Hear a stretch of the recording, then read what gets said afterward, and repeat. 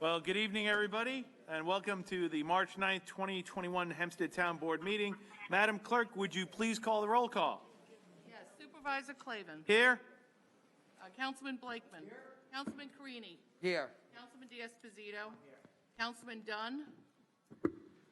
Here. Senior Councilwoman Gooseby. Hello? Yes. I'm calling Here. the roll. Senior Councilwoman. Here. Thank you. Councilman Muscarella. Here. Okay, I'm now going to ask Councilman Muscarella to lead us in the Pledge of Allegiance. Please stand with one hand over your heart. I pledge allegiance to the flag Of the United States of America. to the republic For which it stands, one nation under God, indivisible, with liberty and justice for all. Okay, because of the governor's executive orders and COVID-19 pandemic, tonight's public hearings will allow for both in-person participation and telephonic participation using the GoToWebinar. The instructions for the participation using the GoToWebinar and all relevant documents are on the town's website. When the clerk calls a public hearing, first, those who are here at Town Hall will have the chance to speak. Then participants on the GoToWebinar will have their chance to speak. All participants on the GoToWebinar must pay attention to the cases called by our town clerk. When the public hearing is called for which you speak, you must click the Raise Your Hand button on the GoToWebinar. If you do not click the Raise Your Hand button, you will not be called. All participants on the GoToWebinar will be muted until the moderator calls your name to speak. You must pay attention for your name and begin speaking when your name is called, or the moderator will have to go on to the next participant. The moderator will not recall anyone's name, so please pay attention. If you are participating in the GoToWebinar and watching on the town's live stream, then we respectfully ask you to mute your live stream when it is your turn to speak, or we will be unable to hear you. Every participant will be given one chance to speak for up to 3 minutes. When you are done speaking or when your time is up, the moderator will again mute you on the GoToWebinar. At the end of the public hearing portion of this meeting, the GoToWebinar will be turned off, and I encourage all those who are using the GoToWebinar to continue listening and watching the meeting on the town's live stream. Please also note that anyone using profanity or straying off topic will be muted immediately. Madam Clerk, would you please call the first public hearing on tonight's calendar? We have the proposed local law regarding regulations and restrictions to limit parking in East Meadow. Okay, first, does any member of the board wish to be heard on this?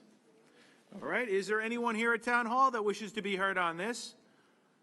Okay, and lastly, Mr. Moderator, is there anybody now who is on the GoToWebinar portion of our meeting that is raising their hand? Yes, Supervisor. The first participant with their hand raised is John Mister. John Mister, would you please go ahead and make your comments? You are unmuted. Good evening, Mr. Mister. John Mister, you are unmuted on your side. You may be muted on your side. Mr. Mister? Okay, Supervisor, the next participant with their hand raised is Susan Nadler. Susan Nadler, please go ahead with your comment. Good evening, Ms. Nadler. Can you hear us? Ms. Nadler, you are muted on your side. Please unmute and make your comments for the board. I did not mean to raise my hand. I apologize. But since I have you, we supposed to be able to see you? Because all I see is it says on screen Town of Hempstead. You go to the town's website. There's a live stream that you can watch the town board meeting there, ma'am. Did you want to speak on item number 1? No, I did not. You did not? No. Okay. Supervisor, there are no other participants with their hand raised. Okay. Since there are no more speakers, may I please have a motion? I move the public hearing be closed and the board adopt the item. Second. Supervisor Clavin. Aye. Councilman Blakeman. Aye. Councilman Carini. Aye. Councilman D'Esposito. Aye. Councilman Dunn. Aye. Senior Councilwoman Gooseby. Aye. Councilman Muscarella. Aye. Madam Clerk, would you please call the next public hearing? We have a proposed local law regarding parking or standing prohibitions in Baldwin, Oceanside, and Westbury. Okay, first, does any member of the board wish to be heard on this item? Okay. Secondly, is there anybody here at Town Hall that wishes to be heard on this item? Dominic? Nobody. Okay. Now is the portion of the program where if you're on the go-to meeting online that you raise your hand to be heard on item number 2. Mr. Moderator. Supervisor, no participant clicked raise your hand on this public hearing. Okay, since there are no more speakers on this, may I please have a motion? Supervisor, I move the public hearing be closed and the item be adopted. Second the motion. Supervisor Clavin. Aye. Councilman Blakeman. Councilman Carini. Aye. Councilman D'Esposito. Aye. Councilman Dunn. Aye. Senior Councilwoman Gooseby. Aye. Councilman Muscarella. Aye. Madam Clerk, please call the next item. We have a proposed local law regarding arterial stops in Baldwin and Baldwin Harbor. Okay, first, does any member of the board wish to be heard on this item? Okay. Secondly, I do not see any slips on this item, but is anybody here at Town Hall that wishes to be heard on item number 3? Okay, and now if you're participating on the go-to webinar, at this time, we now ask you to raise your hand for item number 3 to be heard on it. Mr. Moderator. Supervisor, no participant clicked raise your hand on this public hearing. Okay, may I please have a motion then? Supervisor, I move the public hearing be closed and the item adopted. Supervisor Clavin. Aye. Councilman Blakeman. Councilman Carini. Aye. Councilman D'Esposito. Aye. Councilman Dunn. Aye. Senior Councilwoman Gooseby. What happened? Councilwoman Gooseby. Aye. Councilman Aye. Okay. Madam Clerk, please call the next item. Determine parcels benefited from here. construction or Me reconstruction too. of sidewalks in Baldwin, Belmore, East Meadow, Elmont, Franklin Square, Garden City South, Inwood, Levittown, Merrick, North Belmore, North Merrick, North Baldwin, North Belmore, Oceanside, Rockville Center, Seaford, Wantagh, and West Hempstead and Woodmere. Okay, first, does any member of the board wish to be heard on item number 4? Okay, secondly, I do not have any slips in, but does anybody in the public here tonight wish to be heard on item number 4? Okay, next time we will go to our moderator, where this is a portion of the meeting at the go-to webinar. We ask you to now click your hand on relation to item number 4. Mr. Moderator? Supervisor, no participant clicked raise your hand on this public hearing. Okay, fantastic. May I please have a motion? I move the public hearing be closed and the board adopt the item. Supervisor Clavin. Aye. Councilman Blakeman. Councilman Carini. Aye. Councilman D'Esposito. Aye. Councilman Dunn. Aye. Senior Councilwoman Gooseby. Aye. Councilman Muscarella. Aye. Okay, Madam Clerk, would you please call the next public hearing concerning the application of Broward Avenue LLC together with related item 5A? We have a resolution adopting a CEQA negative declaration and determination of non-significance in connection with an application to rezone a parcel of land in Oceanside. Okay. The companion I'm sorry. hearing is the application of Broward Avenue LLC on behalf of Oceanside Jewish Center, Inc., for rezoning from Residence B District to Business X District in Oceanside. Okay. I see counsel for the proposal. If you identify your name and address. Supervisor, if I may, I'm sorry, Mr. Vanessa. I just want to, for the record, just let everyone know that's listening at home or could be waiting to speak. All the emails that were received for both the supervisor and I have been given to the clerk to be entered as part of the formal record. Great. Good point there. Sir. Good evening, Mr. Supervisor, members of the board. William Benesso for Chelly Deegan Tirana, 333 Earl Ovington Boulevard, Uniondale, New York, here on behalf of the petitioner, Broward Avenue LLC. With me this evening is the principal of Broward Avenue LLC, Mr. Charles Weinraub. We also have our architect, Mr. David Mamina from H2M Architects and Engineers. The session before you this evening, as you are well aware, is a continued public hearing, one that was initially convened 2 weeks ago on February 23rd in connection with my client's application to rezone the parcel of property situated in Oceanside that is known as the Oceanside Jewish Center.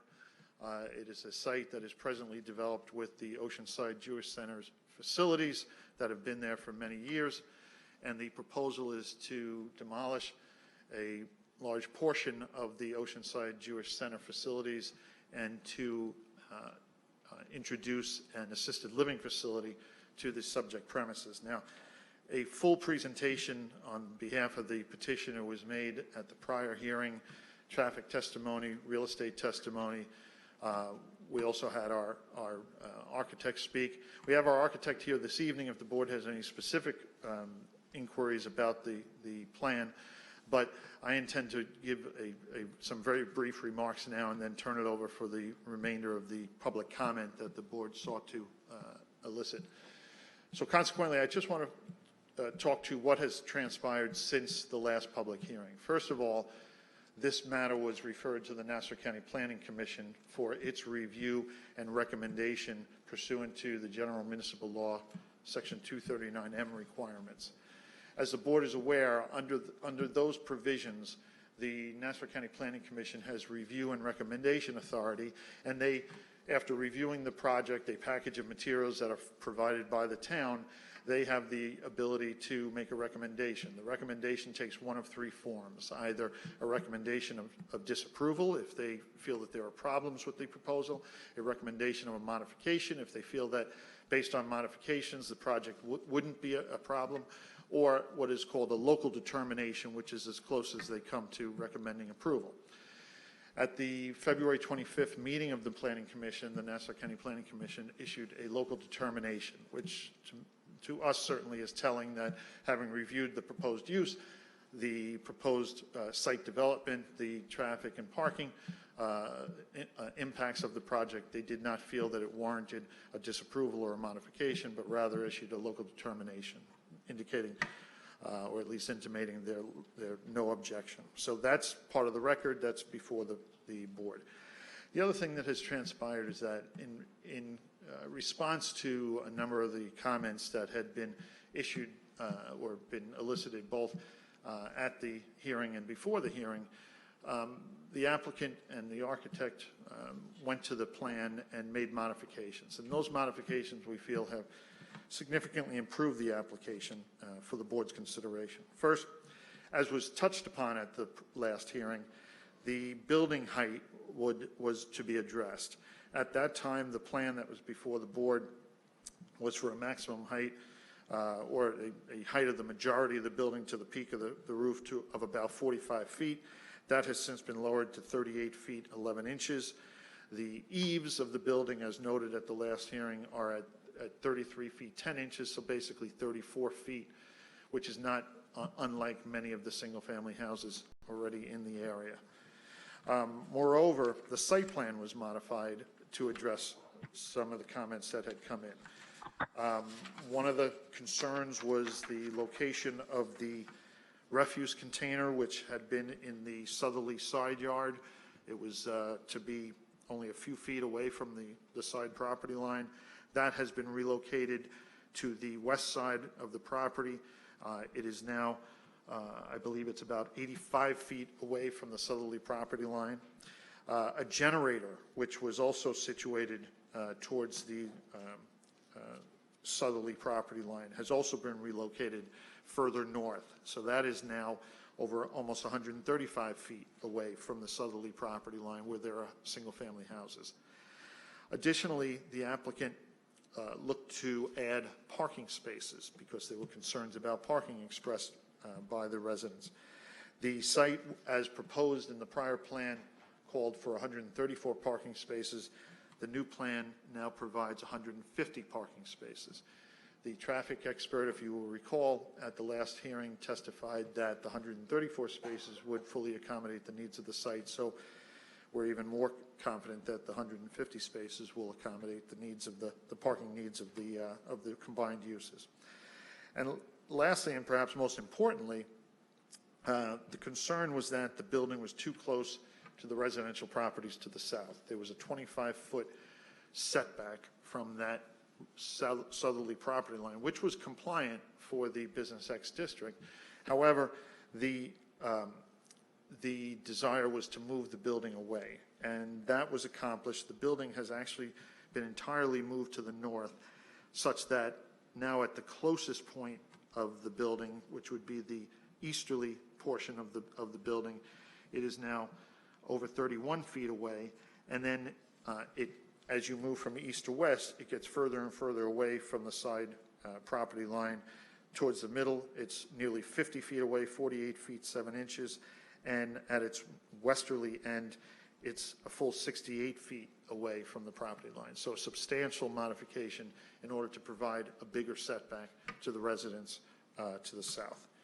So based upon those modifications, which were again meant to address some of the more significant concerns expressed by the neighbors, we feel that the project is improved over and above that which was presented previously, and we would ask the board for its favorable consideration. That's our direct presentation. I would just like the opportunity to respond at the end and sum up. Okay. Obviously, we have a lot of speakers here tonight, so I would ask any of the individuals that are going to be speaking we're calling up to, please wait until our coworkers wipe down the area for protocol of COVID-19. And Ms. Vanessa, I appreciate it. Like I said, we have a number of speakers here tonight. We'll start with Felix Procacci. If you please give your name and address for the record, sir. Felix Procacci, Franklin Square. Every resident. Do you have a street you live on? 1165 Barn Street, Franklin Square. Thank you. Every resident that spoke on this issue at the last meeting indicated they do not want this building in their neighborhood. In addition, this hearing is not about the size of the building, but is primarily about the zoning for this plot of land. Sometime in the future, any permissible business allowed in a Business X district can purchase this property and open up a different business on this property.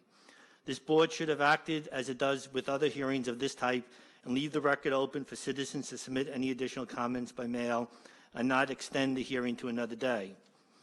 I oppose the town board having a continuation. We did do that. All the issues were covered at the last town board meeting: traffic, parking, building height, even changing the zone back to residential if the application fails in the BZA. There was no reason to extend this hearing another day. All applicants should be treated the same way. Thank you. Okay, thank you, Mr. Procacci, and thank you for coming on that from Franklin Square. Next, we're going to call Joshua. Oh, Joshua, you're going to have to deal with me. You come on up here. The computer screen cut it off, so I have like 3 letters from your name. Why don't you go on up to there and you give your name and address for the record, please? Thank you. Thanks,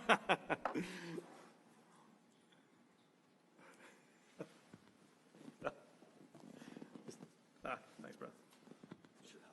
Margolis. Mr. Margolis? Yes. Excellent. If you give your name and address for the record. Joshua Margolis, 3207 Nantucket Lane, Oceanside, New York. Please. Okay, I'm in support of the zoning change. I feel it's mutually beneficial. I feel that some people are spinning a narrative the OJC is doing something horrible and it's a huge inconvenience. The OJC has been serving the community for 70 years. By asking people to vote no, you are closing the doors of a house of worship. 150 families, my family, my daughters to be bat mitzvahed, my son, and my late wife all are OJC members. We're asking for the opportunity to continue to serve this community in Oceanside. If you're asking people here are going to be asking people to vote no, I just want you to see one of the faces you're going to affect. You're going to affect me, you're going to affect my family. We're going to have to find a whole new place to worship. We found a home in Oceanside, we found a home in OJC. I'd like to continue the rest of my family to have an opportunity to be here. Thank you. Thank you very much.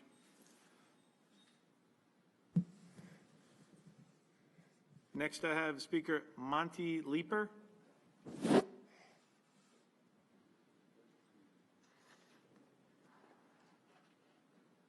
Mr. Leeper, if you give your name and address for the record, please.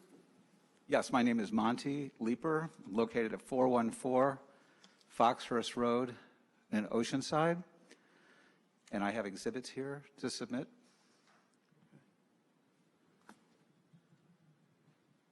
Thank you.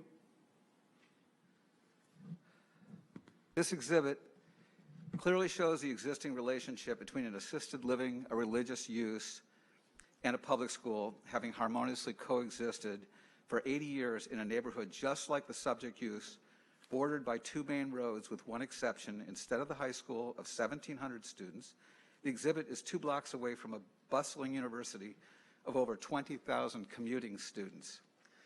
elderly walk across the parking lot for morning and evening religious services.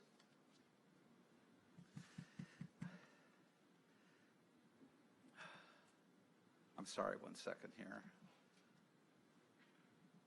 Computers never work when you want them to.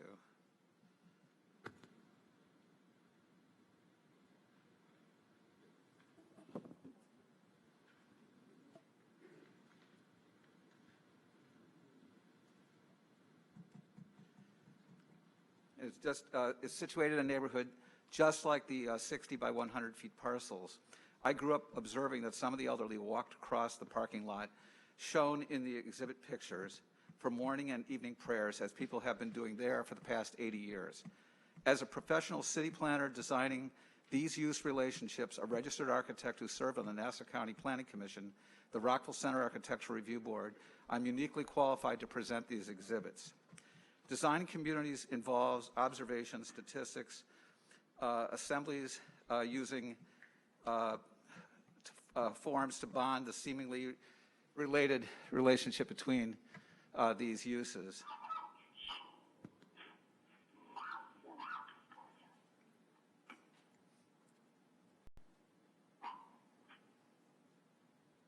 Grandparents stay for their children. Children and grandchildren stay for their elderly loved ones, and family supports one another. That parking lot is where they will walk across, some of them, to be able to utilize the facilities of the Oceanside Jewish Center. There's a very strong connection between the uses because an assisted living to a synagogue is similar to an entertainment district where there would be theaters and restaurants, or an educational use where there would be library and schools. It's an established area, and it's open to all, and we support each other, whether it's a carnival, a feast, a pancake breakfast, or a religious gathering. The community supports each other. Nassau County even sponsors a 5-day-a-week senior activity center nearby. If you'd like to supplement any of your comments, you can send an email and we'll make it part of the record, Mr. Leeper, okay? Okay, I'm in support of the proposal. Okay, thank you very much for taking the time. Thank you.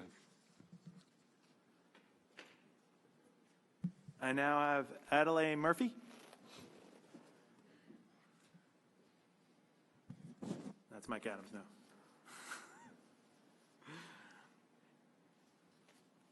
Good evening, Ms. Murphy. If you give your name and address for the record, please. Adele Murphy, 3419 2nd Street, Oceanside. No problem. As a healthcare professional who has worked for over 35 years in senior services, resided in Oceanside for as many years, and am currently president of Oceanside Jewish Center, I can emphatically state that an assisted living in our community will provide a vital service to this population. Following our benefits of an assisted living, it is a home where seniors may engage with their peers so that they do not feel alone. The burdens of having to maintain a house are lifted. Instead, a beautiful, safe, and stress-free environment is created both inside and on the grounds of the assisted living with full amenities. We understand that those who live in assisted living may come from 3 to 5 miles away, or their families do.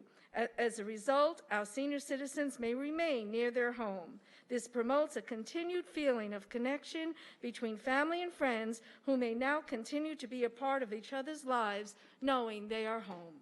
We understand that a sense of spirituality plays a part in the well-being of our senior citizens. The projected assisted living will be near other houses of worship, Lutheran, First Presbyterian, and Temple of Odah. Oceanside Jewish Center, as the only conservative synagogue in Oceanside, has throughout the years maintained a social consciousness in our community. In supporting this development project, we will continue to follow the philosophy, recognizing that our senior citizens will continue to live the quality of life they deserve. Thank you. Thank you, Ms. Murphy. Next, I have Alan Marmor.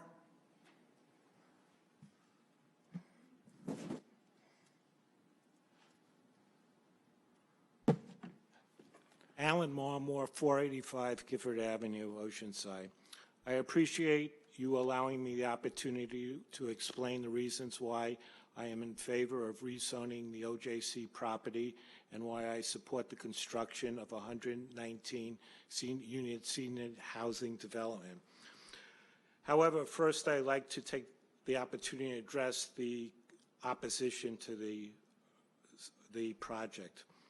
Change invariably will cause apprehension and raises fears. Most of these fears are understandable, but are unjustifiable. I have seen the Facebook postings of the individuals who adamantly oppose the zoning change. The main arguments in opposition are as follows, and may I say the attorney for the developer addressed most of these issues, and the developer has listened and made those changes. Those changes are limited parking spaces for the synagogue and senior development, the height of the building, and increased traffic. In regard to the parking spaces, it is stated in this meeting and a prior meeting that there will be enough spaces for the senior housing development. In regard to the spaces for the synagogue will have enough spaces. Many congregants walk to the synagogue, I being one. On a typical Shabbos, Saturday, Sabbath, the parking lot will have the 27 spaces, which should allow everyone to park freely. In regard to the high holy days, yes, the constituents who are opposed to the building, there will be an excess of parking for a few hours on 3 days a year. The people who will attend service will park on the street. I don't believe that is a significant hindrance for the opposition. In regard to traffic, there will not be an increase in traffic, as the engineer said at the previous meeting. There is increased traffic in Oceanside when the school lets out. I don't see a stampede of seniors going out at 3 o'clock or any other time in the day unless they're in Florida and going for the early dinner special. Lastly, as my friends have stated, Oceanside Jewish Center is a vital part of the community. Also, with the increased development, you'll have people using Oceanside businesses, and the community will benefit from that. Thank you very much, Mayor. Thank you very much for coming this evening. Thank you. Next, I have a Santoro Liada.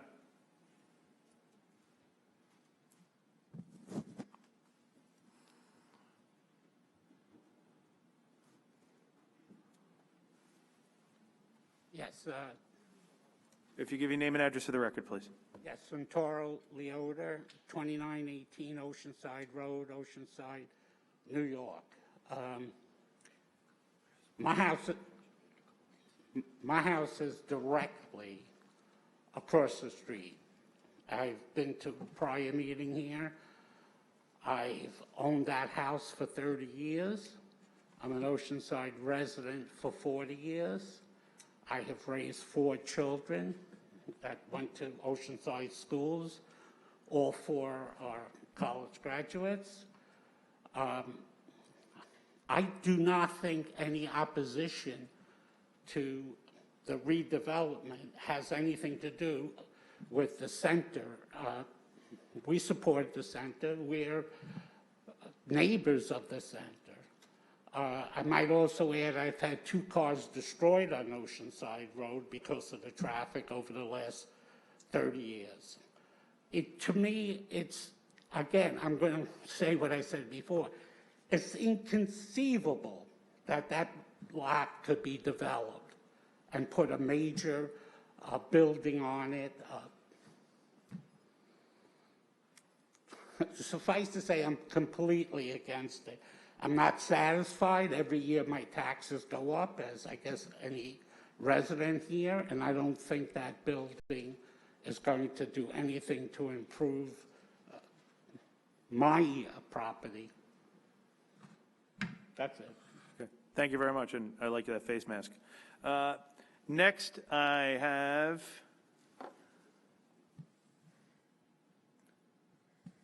Deborah. Mr.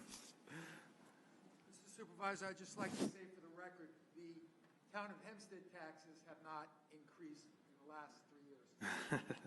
That's a good point. Hi, how are you? If you give your name and address for the record. Deborah Leota, 2918 Oceanside Road. How you doing? I just want to say that at the last meeting, I asked the same question, and I was not pleased with the answer. I don't feel that the congestion that is with this proposed building is addressed adequately. The exit and entrances. So this property is between Brower and Oceanside Road. This is sandwiched in between. So you're going to have entrance and exit on Brower, exit and entrance on Oceanside Road, which is right at Bellevue, which is a light. They're both single lane roads. It's already congested, and people already park on Oceanside Road in front of my house. So now you're going to have people turning in or people leaving. It's going to be congested. And I don't feel that anyone addressed this properly by just making a statement saying, oh, there won't be any congestion. That's not satisfactory. I'm sorry, but I'm opposed to this because I see it out my front window.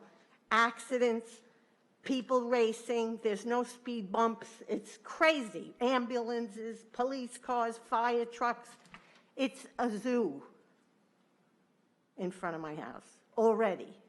And now you're going to put this giant building here with you know, I'm sorry. I don't think it was addressed properly, and I don't think it was thought out properly. That's it. That's okay. Thank you very much for coming tonight. Next, I have David Salim.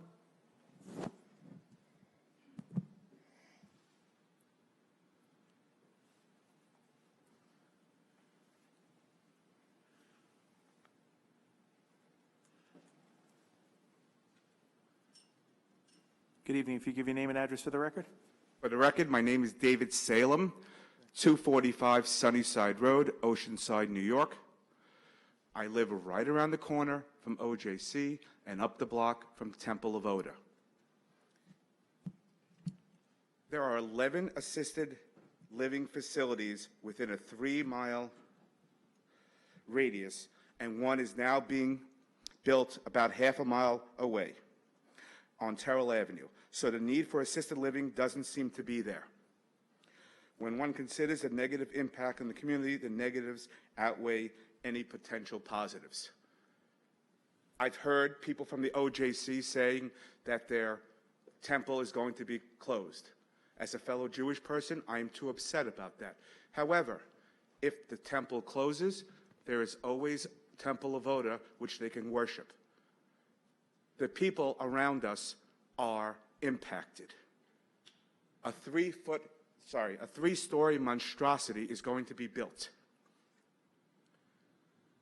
The builder made a concession to go from 45 feet to, I believe, 38 feet and 11 inches. Let's call it 39 feet. When asked why not make it 2 stories, he said it wasn't profitable. This person doesn't care about the community. All he cares about is making a profit. When asked at the first meeting, I asked him personally, why not make individual houses? There is a need for individual houses here in Oceanside. He said it wasn't profitable. This guy is going to build and run. The people in the community need some place to pray. And that place could be, if OJC closes, Temple of Oda down the block. I am sorry, but when Best Market closed, I went on to Stop and Shop. I understand worshiping is different from a supermarket, but as a Jew, I've worshiped in many places, from conservative to ultra-Orthodox. A place of worship is a place of worship. You will make friends there, and you will feel comfortable and welcomed in a house of worship. Because I know every place I went as a Jew, I was welcomed. Thank you. Okay. Thank you very much. Next I have Joyce Lipton.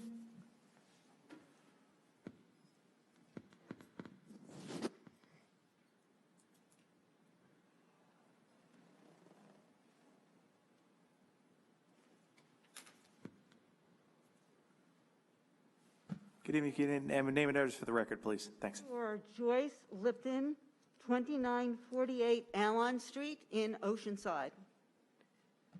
I am here as an attorney representing Mr. Brett Halem, whose house happens to be the one that's only 31 feet away from the proposed revision of the construction.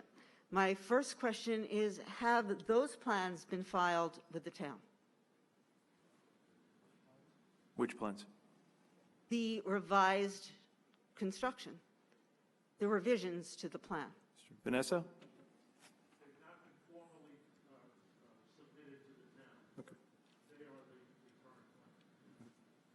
Well, until they're submitted to the town, as far as I'm concerned, they are not currently the plan. Brief comment about OJC. I understand why conservative Jews do not want to join a Reform temple. So I understand, but that doesn't mean that Oceanside Jewish Center has to close its doors. There are other options that may or may not have been explored. I also note that the people here who are in favor of the nursing home assisted living, are all OJC members. There are many of us who are not, and we are more concerned right now about our neighbors, and we feel that they have another place or another potential to worship. I have another question, has to do with, we had an architect look at the plan by the name of Jared Brownell. I submitted his letter and his plans, and he discovered that the building is 20,000 square feet greater than what was represented. I would appreciate it if the town would look at that. I believe Mr. Brownell is calling in, and he will explain what he found, but it was really just a mathematical error. That is a huge difference and would require a variance, and also shows that the building is extremely large. I have a question for the town of Hempstead, which is that Mr. Weinraub and a friend of his who refers to himself on the internet as Death Profiteer from Patchogue, said that there is a possibility that if this plan doesn't go through, Mr. Weinraub would build a homeless center. And I would like to know from the town whether this is something that they would consider on the OJC property. I don't know what you're referring to, so, you know, this is the application before us is this application, so what somebody wrote on the internet, I have no idea. Well, people are concerned about that, and that's why I'm asking the town if you have no response. The application that you heard about, ma'am, Mrs. Lipton, what it was for what? That if this was denied, that someone would try to build one? Yes, Mr. Weinraub said that Plan E was to build a homeless center, and his acquaintance said that if it isn't built, you're going to see that there's going to be a homeless shelter built. By the way, as an attorney, I don't believe I'm limited to the 3 minutes, so I would like to continue. No, Joe? Please.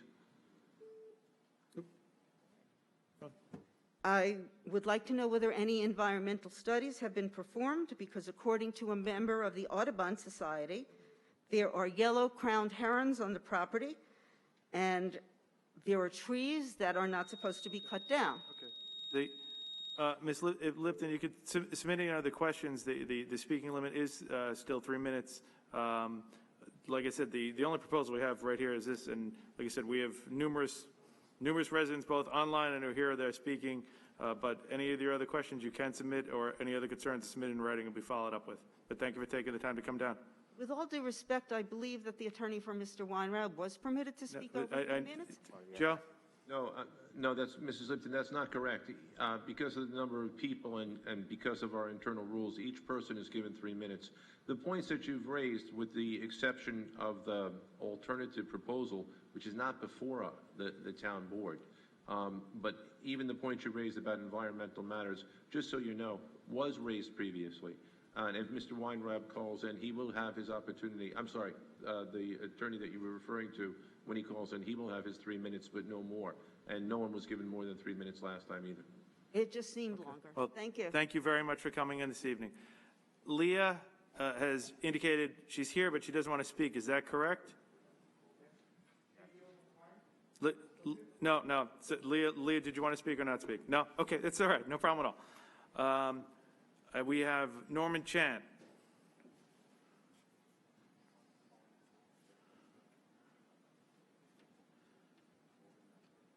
Good evening, Mr. Chan. If you give your name and address for the record. Good evening, everyone. My name is Norman Chan. I reside at 2876 Sylvan Court in Oceanside.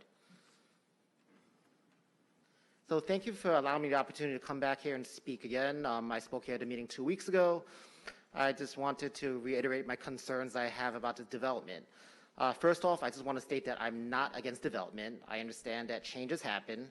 And in speaking with the developer, Mr. Weinraub, I shared my concerns that, you know what, if he were to build single-family houses or even a building of a smaller stature, that it would potentially be a project that I would support.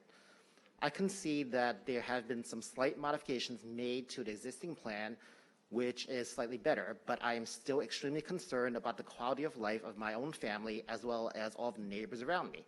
Because right now we are transitioning from a large open parking lot and a large green space to an area where we will have 30-something square foot, a building of a height of 30-something feet and 97,000 square feet. So the one consideration is, change will occur, but I strongly ask that the building proposal be modified. Can it be downsized? Can a different project be proposed? Time and time again, we said single-family houses would be the most suitable thing for the neighborhood, and it would fit the character of the neighborhood and fit the existing zoning regulations for the neighborhood. It is something that I feel that my neighbors and the rest of the neighborhood would strongly support if that were proposed. As the prior speaker, Ms. Lipton, mentioned, I also did hear the similar concerns about a Plan E about a homeless shelter being built at the property if this proposal were to fall through. I understand that that proposal not before the town board, but I ask that all members of the board please keep an eye on that, because this is something that we have heard and many neighbors share the similar concerns. As an independent architect will testify to later, he did an independent analysis of the existing plan, and he did determine that the building as it stands is 20,000 square feet larger than what is permitted based on usable space. So that is another consideration that I request the town board take a look at. Ultimately, just want to tell you a little bit more about myself. I moved to Oceanside approximately 7 years ago. We lived in Queens. I lived there for 35 plus years. When my family got larger, we decided to move out to Long Island to try to get a little more space for ourselves and for our kids. We looked around for houses. We found this house. It was a beautiful house. We fell in love with it immediately. Beautiful neighbors, beautiful surroundings. And it was just the thought of this changing, the thought of a large building. Now, instead of 25 feet away from me, now being about between 48 to 50-something feet away from me, is still going to be an impact to the quality of life of my family and, once again, to my neighbors around me. So I strongly request that the town board take all the considerations into effect when making a decision. Thank you very much. Thank you, Mr. Shan, for coming in again. Nice to see you. Next, I have Diane Madden.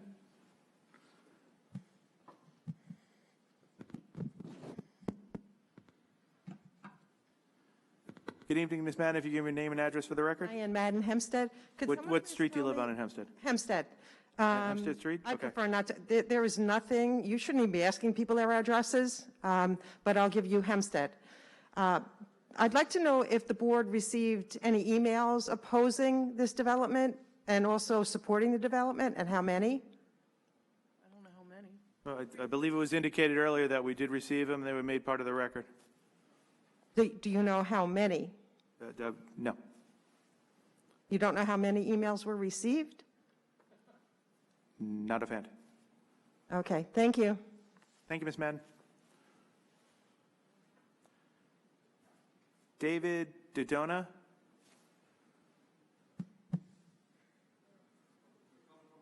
Okay, thank you, Dominic.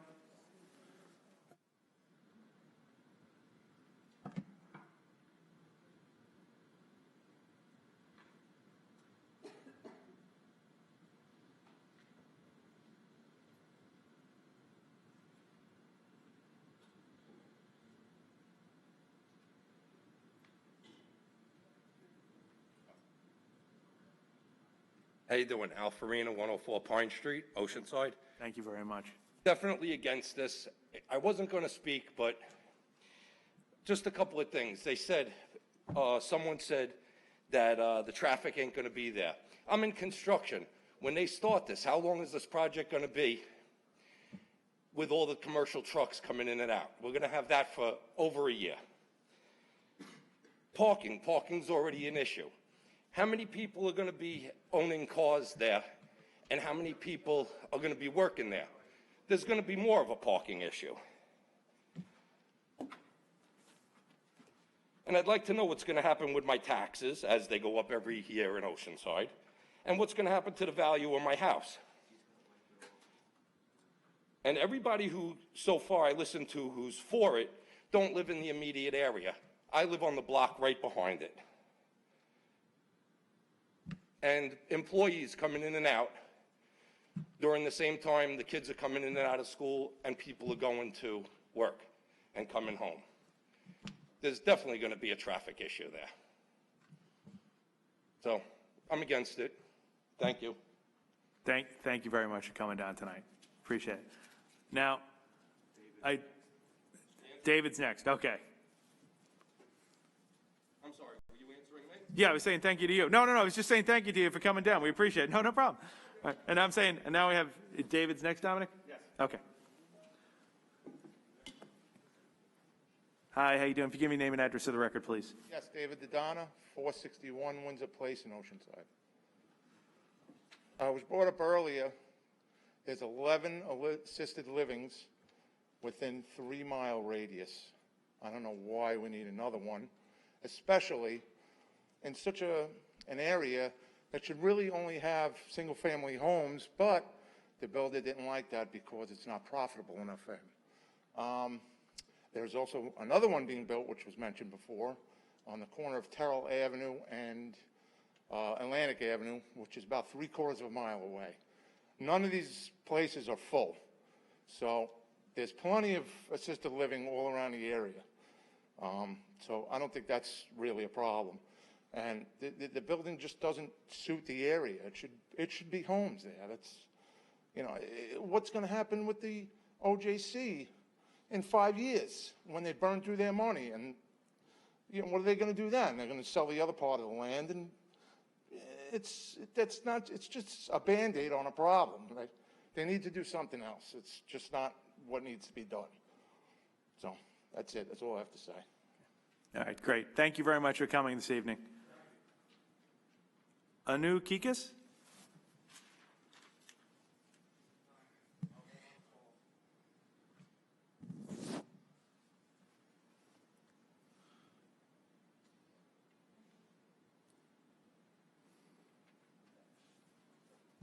Hi, good evening. Your name and address for the record, please? My name is Anu Kikas, and I live on Pine Street, directly behind OJC.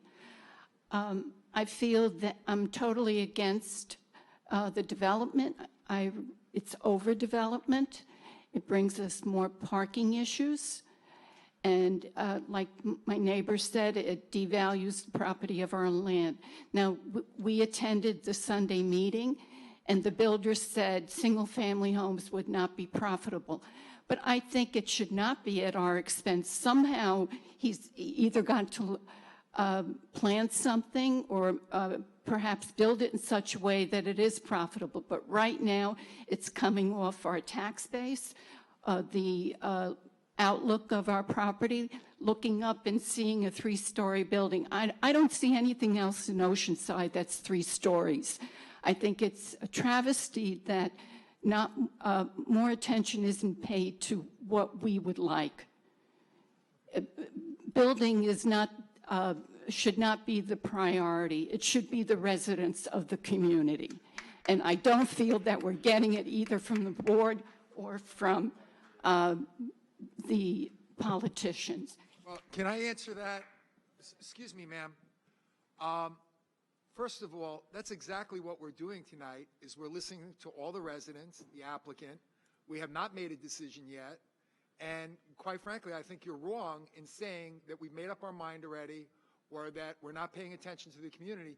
This is the second hearing we've had. We're listening to a lot of people from the audience, a lot of people that are online, and we'll make our decision based on what we feel is best for the community, based on what we hear tonight, and based on the strength of the application. So we haven't made any decision yet, so that's simply not the case. Okay, well, you know, I was at the last meeting, and I did get the feeling that we were being heard. I even told a friend of mine that they're having another meeting, and that's a good sign. But we had an impromptu meeting at the parking lot yesterday, and the builder brought up the issue of the homeless center, and he said, oh, we can do it right now. We don't even need a variance. And I feel that he was misrepresenting the truth, and he also intended to intimidate us. And I think that is, I just can't believe he would take that kind of an approach to intimidate us. These are our homes, our families live here, and I really think, and I do get the feeling of that you're listening to us. I do. I did with the last meeting, and I do tonight. But I don't like it when the builder just says, well, it's not profitable. That's not our problem, that's his problem. And it shouldn't come off the OJC plot either. I think it has to be a meeting of the minds where everybody, like he said, oh, he made revisions. He put in more parking spaces. We don't want that. We want to scale down the building, maybe 2 stories.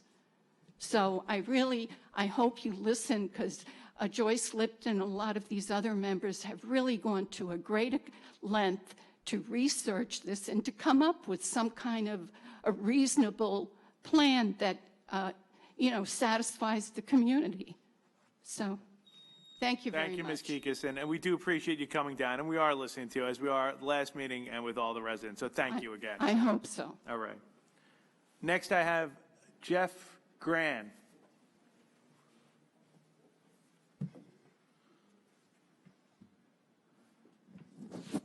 Mr. Gran, if you give your name and address for the record, please. Jeff Grand, 3943 Jane Lane in Oceanside. Thank you. I was at the last meeting. I just want to reiterate what I said. I'm opposed to this development. I've been living in Oceanside for 30 years. I'm a business owner for over 30 years in Oceanside. You've heard all the arguments, the building height, the parking, the traffic, everything. So I'm not going to go through it all. My feeling is that a development of this scale just does not belong in that piece of land. I just, if you just close your eyes and drive down Oceanside Road and imagine, the Marriott, a small Marriott sitting on the parking lot of OJC, it just doesn't belong. It doesn't fit the fabric of the street. And that's how I feel. I'm against it. Okay. Thank you again for coming in this evening and the last meeting too. Dominic, you'll correct me if I'm wrong. I don't have any more in-house speakers for this. Is that correct? That is correct. Oh, hold on. We have a gentleman who's raised his hand. If you give a second there and you can go on up and give your name and address to the record, we appreciate that.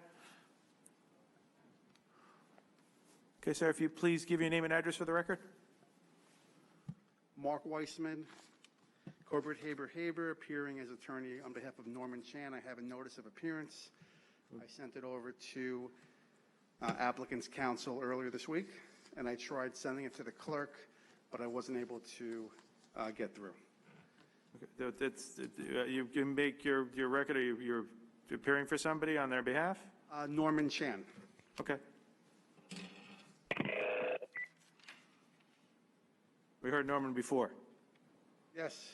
I have the board to consider approximately 60 letters from local residents of Oceanside that are opposing the development. and they all indicate that they would not oppose the building of single-family homes in the area.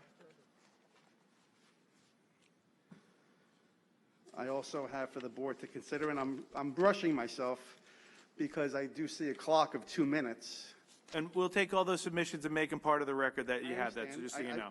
Applicant's counsel had ample time. I believe he had 15 minutes, and I have a lot to say, and I'm not going to get through it. You can always supplement it with a writing too. I would like to obtain a report from an appraiser to determine the values, the negative impact, or the potential impact on the value of the homes that abut the OJC.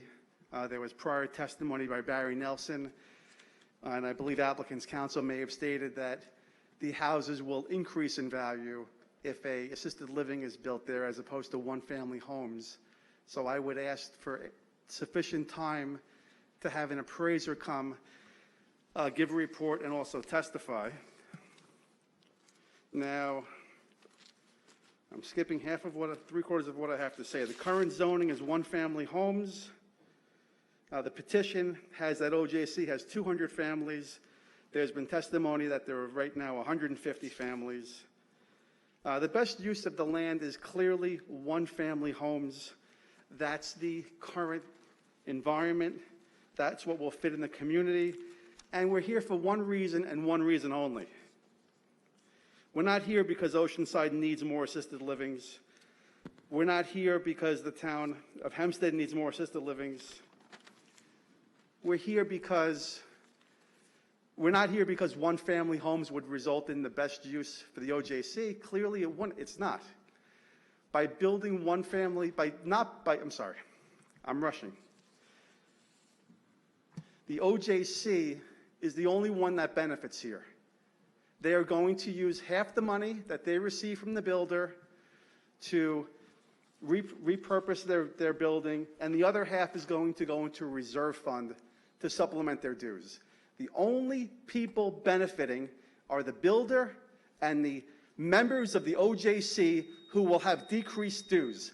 This is not taking into account the needs of the community, and I strongly object to being limited to 3 minutes while applicant's counsel had at least 15 minutes. I appreciate that, Mr. Weissman. I will tell you right now, and we have all your records, and we're going to make that part of the record, all the affidavits you put here, so just so you know. With that, we are going to take a 2-minute recess. After the phones? Okay, we're going to go now to the, Dominic, anybody else? I just have one more item to No, we're going to, if you can stick around after, you have another submission there? This is a submission, it's from the OJC, where they detail that half the money will go to reserve. Then we will make that part of the record too, just so you have it, and I appreciate you coming down tonight. Now we're going to go to the go-to portion of tonight's meeting, where I'm sure we have a number of people who are raising their hand. If our moderator would start. Supervisor, the first participant is Jerez K. Jerez K., please go ahead with your comments. Good evening. My name is Jerez K., 2938 Oceanside Road, Oceanside, New York. As you know, the residents of Oceanside are overwhelmingly opposed to the rezone of a parcel of land on the current OJC property. This parcel, which is conditionally being purchased by Charles Weinraub's company, is zoned for single-family homes. The people of these homes have worked their lives to be able to afford these homes and raise families in a nice family neighborhood. However, all of that is now at risk as the shady developer is attempting to change the character of our neighborhood for the worse by building some sort of monstrosity on this site. The damage done to the residents of Oceanside, particularly those whose homes directly border the property, will be immeasurable. First, the property values of these homes will drop dramatically. There have been numerous studies done that show that when a large facility of this sort is built in residential neighborhoods, it has a harsh impact on the values of nearby homes. We should not become the victims of the developer's greed. There are huge concerns over traffic congestion as well as safety. The traffic expert intentionally used skewed numbers to mislead the public. The proposed facility plans to have 40 employees per shift, with 2 or 3 shifts. That means at least as many cars, if not double that number. Multiple times per day, likely at peak hours. Neither Oceanside Road nor Brower Avenue can sustain this type of additional traffic. There are also 5 public schools within a mile of this site, as well as a major hospital and medical center at Mount Sinai, South Nassau. These roads are vitally important for emergency vehicles to get to and from the scenes of an emergency. The current traffic already makes it difficult enough for them to traverse these roads, and the possible added traffic will undoubtedly cost lives. Another issue the people of Oceanside have with this plan is the structure itself. The builder wants to cram as many people into the facility as possible to maximize his profits. He plans to have this 3-story abomination towering over the neighborhood homes. His plan is also over the square footage allowable for such a parcel, a fact that the developer refuses to accept. With the size and height of the building, there are additional concerns for the surrounding homeowners. The primary concerns are privacy, as well as noise pollution, light pollution, and actual pollution. My final issue with this entire process is the lack of transparency, honesty, and character on the part of the OJC and more so the developer. Sunday evening, the developer posted a disingenuous online petition entitled Save the OJC. In this lie-ridden petition, he claimed that COVID had led to the downturn of the OJC, even though his initial pitch to the community came in fall 2019 and his plan to buy it before that, both of which were well before COVID came to our shores. Perhaps most egregiously, he asked people not from the community, town, or state signing onto this petition in an effort to co-opt this meeting. According to the rezoning laws and codes, for any of the following reasons, rezoning should not be permitted. 1. Supervisor, the next participant is Martha Ramondi. Martha Ramondi, please go ahead with your comment.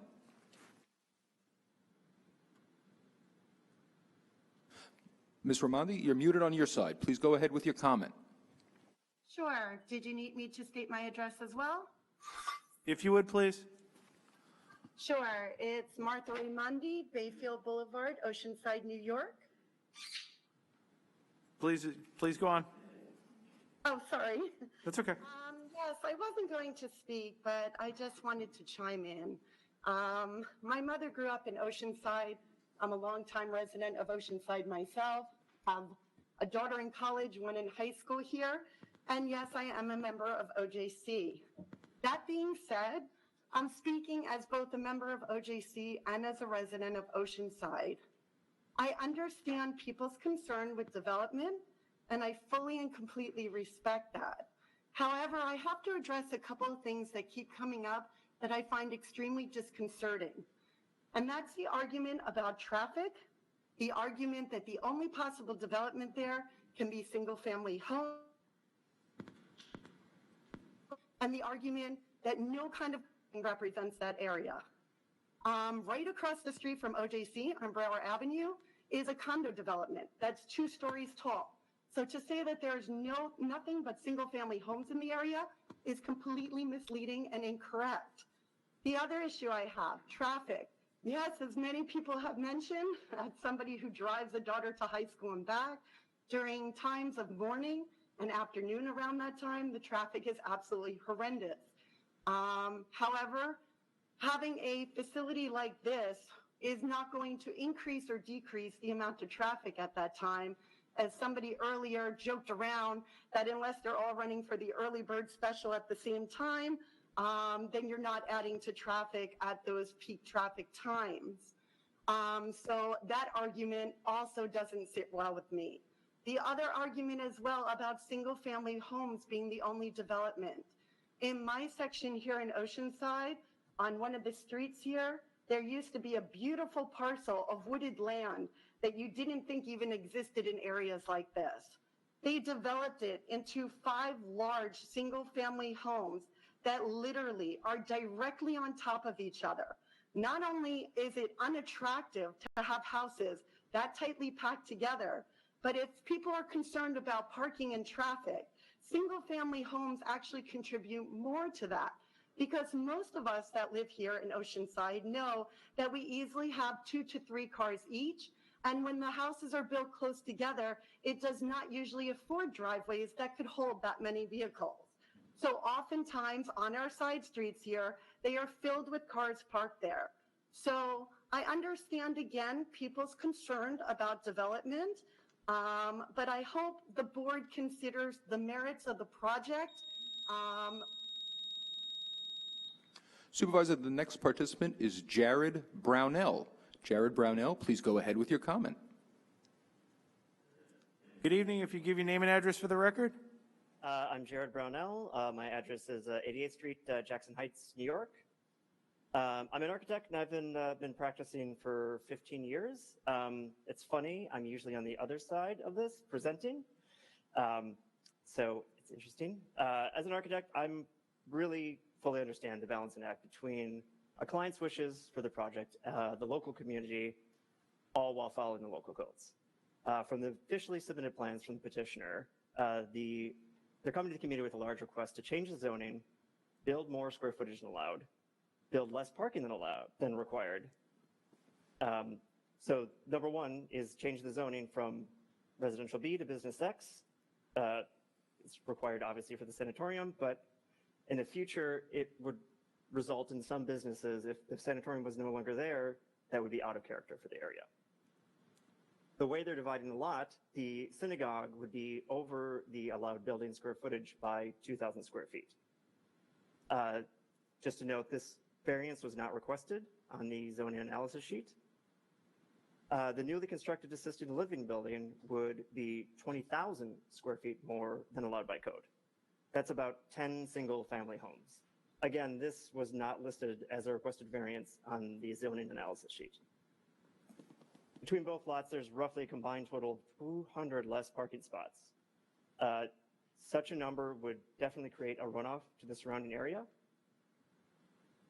And lastly, the petitioner is asking for consideration of a height increase above the base 2 stories to 3 stories. It's a consideration that is allowed by code, provided the building does not adversely affect the adjacent area. In the officially submitted documents, the building, the assisted living facility, is the minimum setback from the southern lot line, which will surely impact those single-family homes directly adjacent. As officially designed, it's my strong opinion that the proposal is well out of character for the area, and it should be denied. Okay, thank you very much. Supervisor, the next participant is Barbara Stalter. Barbara Stalter, please go ahead with your comment. Ms. Stalter, if you give your name and address for the record, please. Hi, can you hear me? I can hear. That's good, right there. Barbara Stalteri, 169 Bennett Street, Oceanside, New York.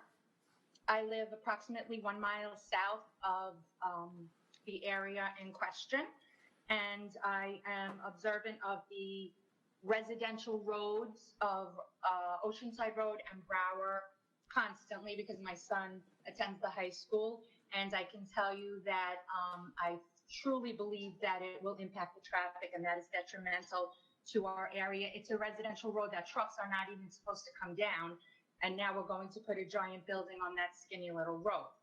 I also live south of the hospital, and I have a child who has disabilities and suffers with epilepsy, and I have had to rush her to the hospital a few times in my 20 years living here, and I couldn't imagine if I got stuck over there in order to get to the hospital. I would be very upset.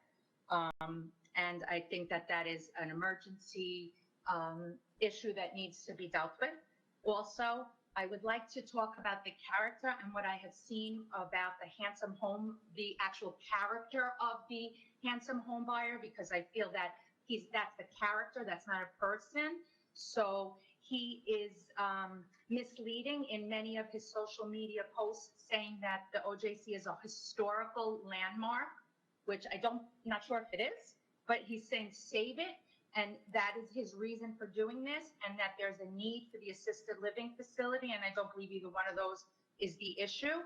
He has been threatening and intimidating to the members of the community with his threats of a homeless shelter, and he has a petition circulating on the internet that is misleading, and that's all over social media.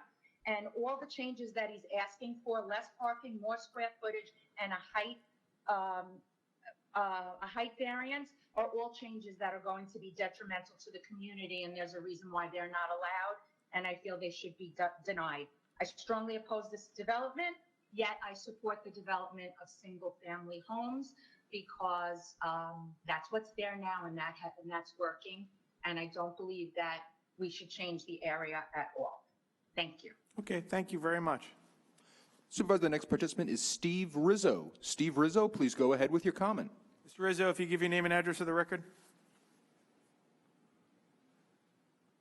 Mr. Rizzo, you may be muted on your side. Please unmute yourself and give your comment. Yes, Stephen Rizzo, 210 Arrow Street, Oceanside. Yeah, I just wanted to I'm not going to reiterate everything that I said at the last meeting and other people have been saying, and it's, except for members of the OJC, and I see there why they would want to be for this, and obviously the other side, the developers and Mr. Weintraub, why they would be for this. But I think you could see as a board that the rest of us in this community that are here to speak, who don't have a stake in it other than our quality of life, are against this project. And as you stated earlier, I don't know which member of the board stated, that for you to rezone something from commercial to business as you're proposing here, it would have to benefit the community as a whole. I don't see that case has been made. I think it's pretty obvious we do not need another assisted living facility on this property. The OJC can survive on a very well on selling off that property and developing as single-family homes. It's a very valuable piece of land, so I don't see why the OJC should close. And I feel that the reasons have not been proven why the board is justified in making granting such a request. It does not benefit our community. And just some clarity around Weintraub. He was there the other day, called a meeting with the residents and to air our grievances. And we went there and he had a plant. That was the other person, this person that they were talking about, the death profiteer that he's online, acted like he was a member of the community when he wasn't. He was his friend, and he has a 2,500 petition signature going around, 2,500 signature petition going around. And in that, it's not to our residents. So if you receive it, that's the only reason why I'm bringing it up. He promises to make a donation to the charity of your choice if you sign the petition. These are the people that we're dealing with. They don't live in our community. None of them do, including the developers.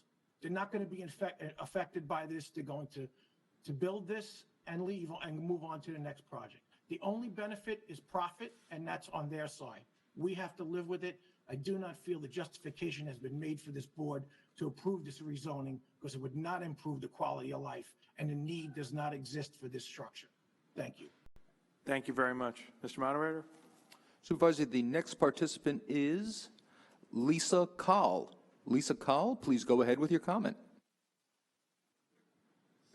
Hi, can you hear me? We can. If you just give your name and address for the record, please. My name is Lisa Kahl. I live at 2911 Rugby Road in Oceanside. I live right up the road from the OJC and directly across the street from one of the entrances to the high school. I know that there are people who have said that the traffic isn't a factor, but living there for 16 years now, I can tell you that it will take at least 15 minutes to get off my block on any given day when the high school is operating at 100%. Right now, they're operating at 50, and the traffic is still bad at any time. People coming home from work, the traffic is bad. Now, add the construction that will go on to build this senior assisted living home. The traffic will be worse. A handsome home buyer is all over social media asking his friends who are real estate agents to sign his petition and to come to these meetings and say that they're in favor of it. The other thing is it doesn't fit into the landscape of this particular area of Oceanside. It's a beautiful area of Oceanside. If you build an assisted living home, it changes that. And it will bring down all of the values of our home. And when the OJC was operating at full capacity, on the high holy days, even all the parking there, they did not have enough. They would park all over the residential blocks around there. Who's to say that they're not going to do that with the workers working in an assisted living home or the resident or the people visiting their loved ones there? I'm completely opposed to it, but I do agree that I believe single-family homes is what would be the right thing. Thank you. Thank you very much. Mr. Moderator. Supervisor, the next participant is Marvin Siegfried. Marvin Siegfried, please go ahead with your comment. Good evening, Mr. Siegfried. If you give your name and address for the record. Marvin Siegfried, 3025 Oceanside Road. I live down the block from Oceanside Road, from Oceanside Jewish Center, and as a longtime resident of Oceanside, I support the rezoning of the Oceanside Jewish Center property. I think the proposed construction is an excellent idea for the following reasons. It will enable OJC, the only remaining conservative synagogue in the community, to continue to operate, and despite what's been said earlier, most of the members would not want to go to Temple of Odah. It would bring some of the property onto the tax rolls. Currently, it's a not-profit religious institution that does not pay property taxes, which would increase funds for the town. It would not impact the schools in the neighborhood, which, since it's for senior-assisted living, would have a minimal impact on traffic. I think single-family homes would have a greater impact on traffic, as those families would be sending their children to the local schools. And given the reduced size of the OJC congregation, it would be adequate parking. In the past, when OJC had 700 members, for 3 days a year, Oceanside Road and Brower Avenue were inundated with cars. That will not happen now. And I think the structure will blend in, given the changes, and not overwhelm the neighborhood. So for those reasons, I support the proposal and urge the board to grant the variance. Thank you. Thank you very much. Mr. Moderator. Supervisor, the next participant is Aaron Meyer. Aaron Meyer, please go ahead with your comment. Aaron, you may be muted on your side. Please unmute yourself and make your comments for us. Thank you very much. I'm now unmuted. I'm not going to repeat anything that's already... Oh, could you just give your name and address for the record, Mr. Meyer? Thank you. Certainly. My name is Aaron Eitan Meyer. I live at 360 Links Drive East in Oceanside, approximately 1.5 miles from the development. I'm not going to repeat everything that you've already heard, but as an attorney myself, I do feel the obligation to point out for the record that I'm very troubled that we had 2 attorneys representing concerned residents who were cut off, which appears to be a bit disparate and really represents a less than transparent and equal-handed excuse me, sir. Point of information. Basically, under the law, the applicant is allowed to make their case, provided that they use a reasonable time to do so. So the applicant is allowed to make their case, and then we have a mechanism for the community to be heard, which limits everybody to 3 minutes. So basically, if you want to get up and speak, everybody gets their 3 minutes to speak. Attorneys don't get any additional time to speak, because what if everybody bought their attorney and they had an unlimited time to speak? This hearing wouldn't end till August. So the fact of the matter is, the applicant's entitled to make their case, every applicant, not just this one, everyone, and the public is entitled to be heard. Each person gets 3 minutes to speak, whether they're a doctor, an attorney, a nurse, or whatever. Thank you. I'm aware of the legal status of it. I was objecting to the form rather than legality. Thank you. Anything else you want to add? Supervisor, the next participant is Robin Drangle. Robin Drangle, please go ahead with your comment. Yes, hi. Can you hear me? Yes, Mr. Engel, could you just do us a favor and just give us your name and address, please? My address is 401 Mildred Street in Oceanside. As of this July, I'll be living in Oceanside for 55 years. And I am against the assisted living. But what I want to stress, because I agree with what a lot of the people said, but what I don't think a lot of people know is that Sunnyside, prior to it being a one-way street, which it is now, it used to be two-way. But due to the traffic that has increased in Oceanside, a number of years ago, it had to be changed to one-way because of all the traffic between Oceanside Road and Brower. There were a number of accidents, cars getting hit. They had to change it to one-way. And that's why it is one-way now. So for people to say that there hasn't been an increase in traffic, there already has been. To top that off, with the hospital closing in Long Beach, Mount Sinai South Nassau has had an increase as far as the number of patients that they have. And because of that, there are ambulances, because I hear them throughout the night, that go down Oceanside Road all the time going to the hospital. And during the day, it's not just when the schools are out, it's throughout the day. There is so much congestion on Oceanside Road right now. And I don't know how the ambulances sometimes get to the hospital, because so many of the times the cars don't even pull over. And then just 2 years ago, I was in a car accident on Oceanside Road because someone pulled out two houses next to OJC. They pulled out of their driveway. They thought that because the light was green, I guess, that we were moving. And this was 4:30 in the afternoon. But it was so much traffic that we were sitting there because somebody was making a left-hand turn. The congestion was so bad, the guy went ahead as he was backing out and he plowed into me. So I'm just saying that as far as congestion goes, if we put an assisted living in there, it's going to increase. And also, I am Jewish. I once belonged to Young Israel, and then for the last, 20, 30 years, I've belonged to Temple Avodah. A number of members of OJC have already joined in the recent year. Thank you very much. Mr. Moderator. Supervisor, the next participant is Alan DeKay. Alan DeKay, please go ahead with your comment. Mr. DeKay, if you give your name and address for the record. Yes, Alan DeKay, 231 Oakview Avenue, Oceanside, New York. I'm about a block and a half adjacent to the OJC property.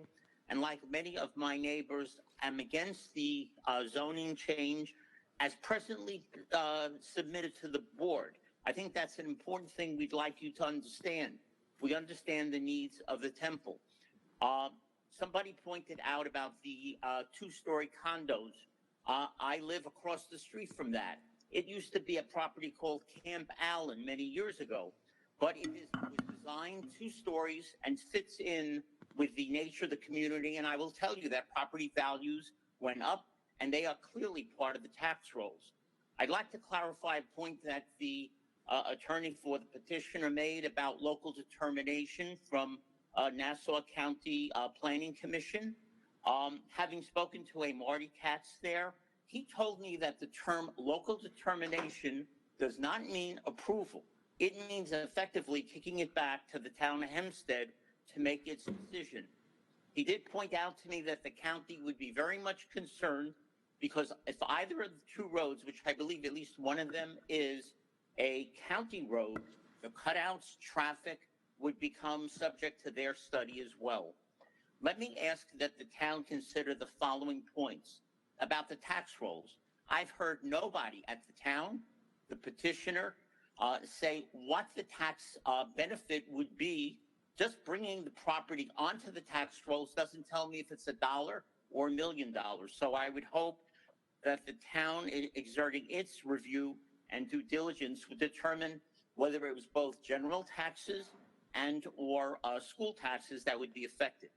The traffic studies that have been presented clearly indicate what they called average times. They did not report what the peak periods were, given that there would be a period of construction. Once completed at whatever level, if it was done, what the impact would be not only at change of shift, but the deliveries of fuel, food, linen, etc. Finally, I would ask that the board consider in its deliberation, if it hasn't already, spoken to the Oceanside School District. There are several, as people have mentioned, at least 4 public schools in the high school within a mile radius, and to speak to the hospital, given the fact that, as others have pointed out, the main choke points of Oceanside Road and Brower Avenue continue as an offshoot from Long Beach Road. So with that in mind, I think many of the neighbors would say if this was a reasonable presented proposal with alternative business use, it might get a much more... Thank you so much. Mr. Moderator? Supervisor, the next participant is Deborah D'Amato. Deborah D'Amato, please go ahead with your comment. Ms. D'Amato, if you give your name and address for the record. My name is Deborah D'Amato. I live at 3017 Xavier Place in Oceanside, and that is located right in from the flashing light that's on the corner of Sunnyside Road and Oceanside Road. It's the one-way street that the previous one was talking about that used to be a two-way street. And as it is right now, when traffic gets backed up on Oceanside Road, cars come in that one-way street and down Sunnyside Road to try to get out to Brower Avenue. That is also the main exit point from the high school where parents come through when they drop off their children, and the kids that are driving come out that way as well. Like I said, I live right on the corner, and I've been here for 29 years, and it has gotten increasingly dangerous just to be outside in front of the house because of the cars that come off of Oceanside Road to try to get out of the traffic that's there, whether it's, you know, in the morning trying to get to work, or people, you know, or kids coming from the school drop off. There's always a problem getting out of the block. I don't have to be to work until 9 o'clock in the morning, and I leave here at 6:45 just so that I don't have to sit in the traffic. Somebody said at one of the meetings that it took them 5 minutes to get from that flashing light over to the OJC, which is 900 feet away from here. It has taken me 10 to 15 minutes just to get that far. Like I said, I've been here for 29 years. It hasn't gotten any better. It's only gotten worse. All three of my kids grew up here. A couple years ago, my daughter bought a house in Oceanside as well. And unfortunately for her at this point, she lives right across the street from the parking lot of the OJC. So I'm not only against this for myself and the safety of the children that are all in this neighborhood, but for her as well. The traffic concerns are bad, but they're going to get worse going all the way down Bellevue, because when that gate is opened up to the parking lot and cars are going straight down to Bellevue, any car that's trying to come off of Bellevue to make a left turn is going to be holding up all the traffic behind them. It's barely enough room for two cars to fit through, so nobody would be able to make a right turn. The congestion is like unimaginable for the people that live here every single day and see what it's like. I am also a registered nurse. I work in assisted living facilities. I know the staff that come and go out of there. The majority of them drive to work. So if you got 40 people coming in and out, whether it's 3 to 11, 7 to 3, 8 to 4, it's the times that kids are coming in and out of school. It's not even, I mean, I couldn't even imagine trying to sell my home to somebody coming into this neighborhood, looking at my home or my daughter's home, seeing the building that's there and seeing the traffic in this area. So if anybody says that, you know, the property values are going to be increased, I can't even imagine. Thank you very much. Mr. Moderator? Supervisor, our next participant is Gigi. Gigi, please go ahead with your comment. Gigi, if you give your full name and address for the record, that would be great. Hello, my name is Garrett Guttenberg, live on Green Tree Drive. Yeah, please go ahead. Good evening, Council. I've lived in Oceanside for 21 years now. I lost my home in early 2019 to a severe fire. Currently rebuilding my home here, which we plan to stay. What's going to be our forever home. Oceanside is important to me. I have my 2 baby boys who I'm going to raise here, and hopefully they'll enjoy Oceanside as much as I did in my family. I'm for the project. This is not my property. It's not any of your properties. You know, this is OJC's. They've had it for a long time. I don't think we should hinder their struggle in trying to do what they got to do to, you know, to better the members or the membership. I think the proposed project here is financially and socially responsible.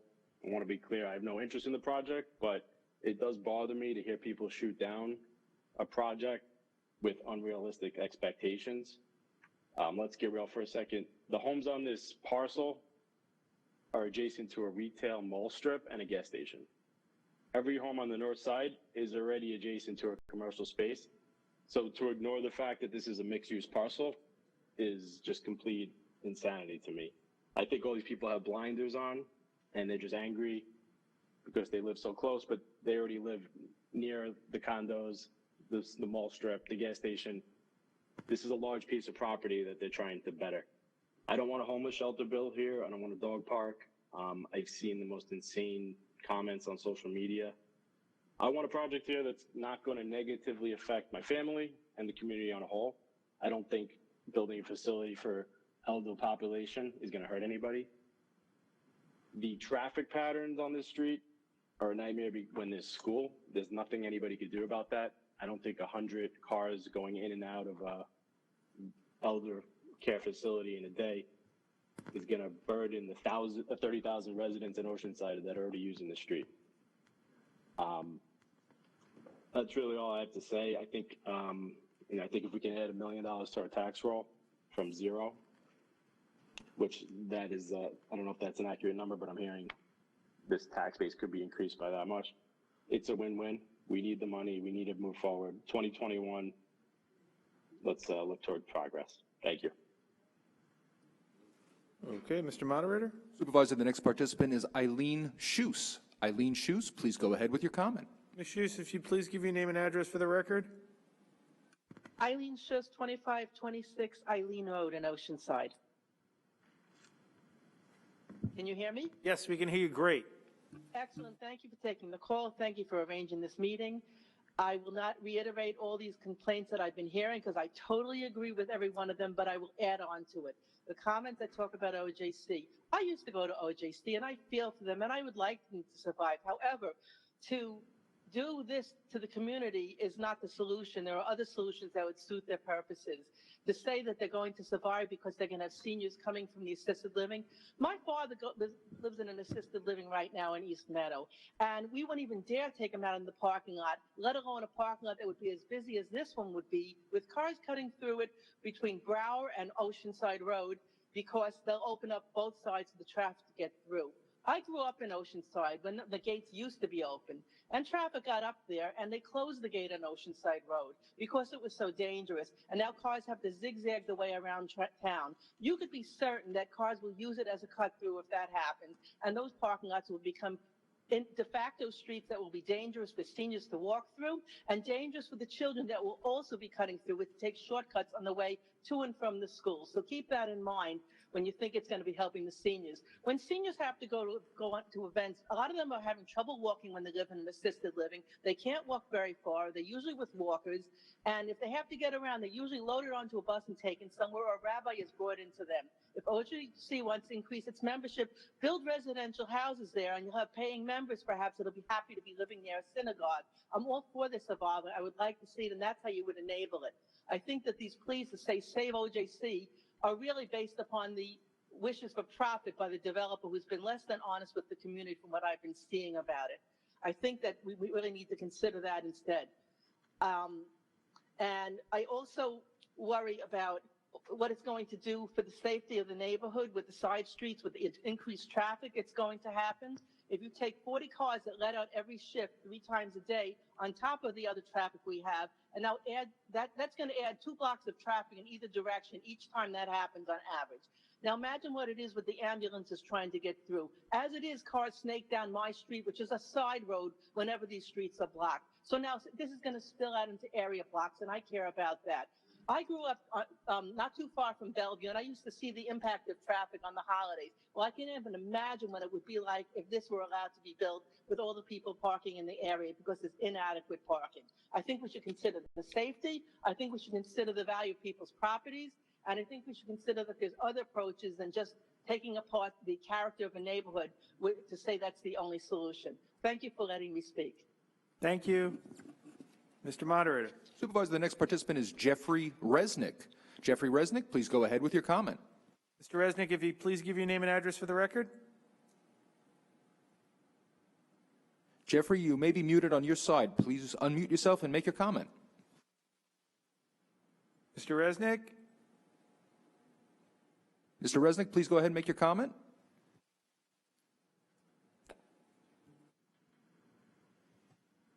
Mr. Moderator? Supervisor, the next participant is Jill Rezak. Jill Rezak, please go ahead with your comment. Oh. Hi, Ms. Rezak. If you just give your name and address for the record, that'd be awesome. I just wanted to comment that I've been living here for 40 years. You just give your name and address for the record, just so we have it, please. Yeah, Jill Rezak, 110 Irma Drive. Awesome, thank you. although I don't live near the OJC per se, but it's hard for me to even get out of Oceanside now.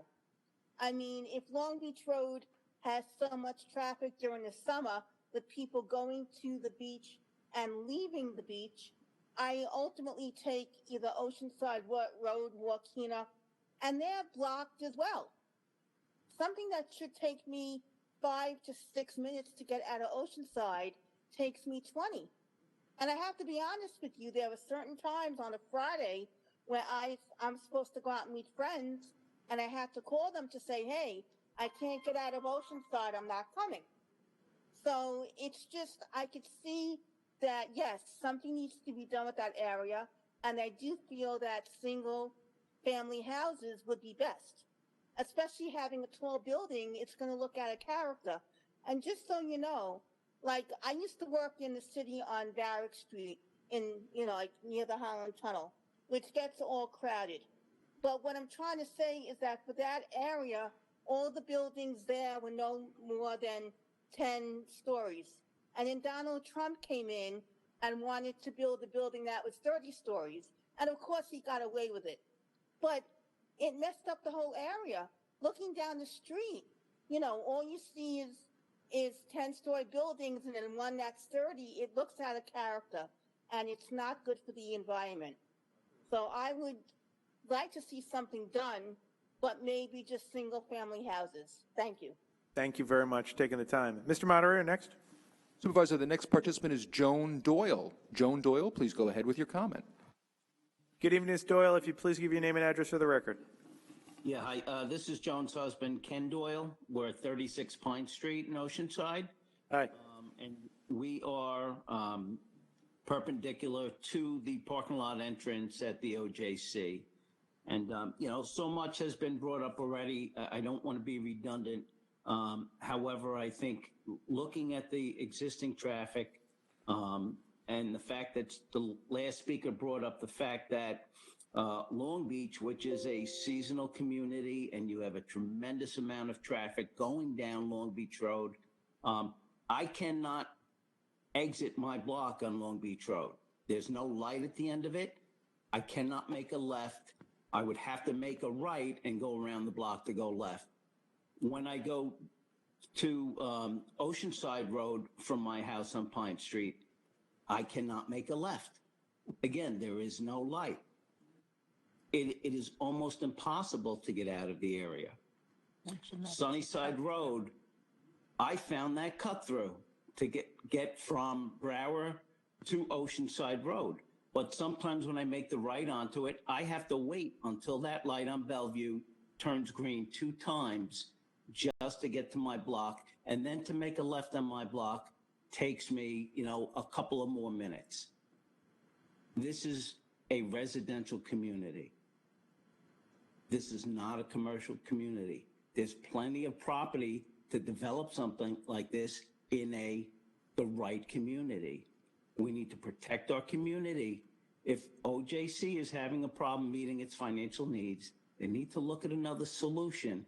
It should not be the burden. I strongly oppose this project.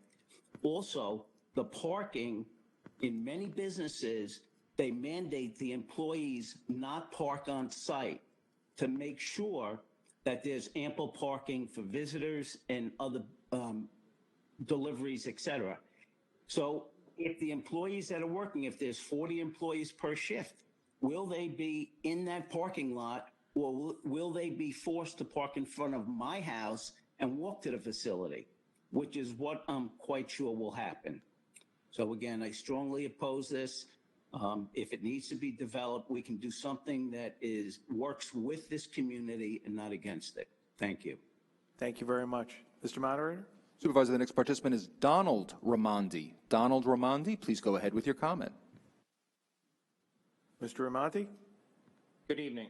Hi, if you just give your name and address for the record, please. Sure. Don Raimondi, Bayfield Boulevard, Oceanside. Good evening. Go right ahead, sir. Thank you. I'd like to point out a couple of things. Number one, I'm a transportation professional in the industry for over 20 years. I'm also a resident here of Oceanside. However, I was formerly a resident of Lindbergh, and I just would like to point out that Lindbergh has a number of senior assisted living centers, nursing homes, a number of them that are 3 stories, that were built successfully, that had minimal impacts on traffic, and continue to do 2 things. Number one, they are aesthetically pleasing to the communities, and they make the community look beautiful in many different ways. Number 2, the addressing the issues on traffic. The traffic impacts were minimal. They typically revolve around shifts, which flow throughout the day. So, those impacts were nil to minimal, and they exist on major roads where there already is a considerable amount of traffic. Number 3, in terms of sustainability for the town, it's a consistent stream of income, not only for taxes, but also for employees, and generating a labor market that sustains the community, sustains the businesses of the area, all part of urban planning. A multi-residence is needed in Oceanside to really support the community. And I think there's a number of things that are not being considered here. And I think the fear of having this come in and seeing the success that it's had in other communities, particularly Lindbergh, which is a beautiful village, as well as Oceanside, should be looked at and not taken for granted. Thank you. Thank you very much. Mr. Moderator? Supervisor, the next participant is John Mister. John Mister, please go ahead with your comment. Mr. Mister, if you could please give your name and address. John Mister, Irwin Place, Oceanside.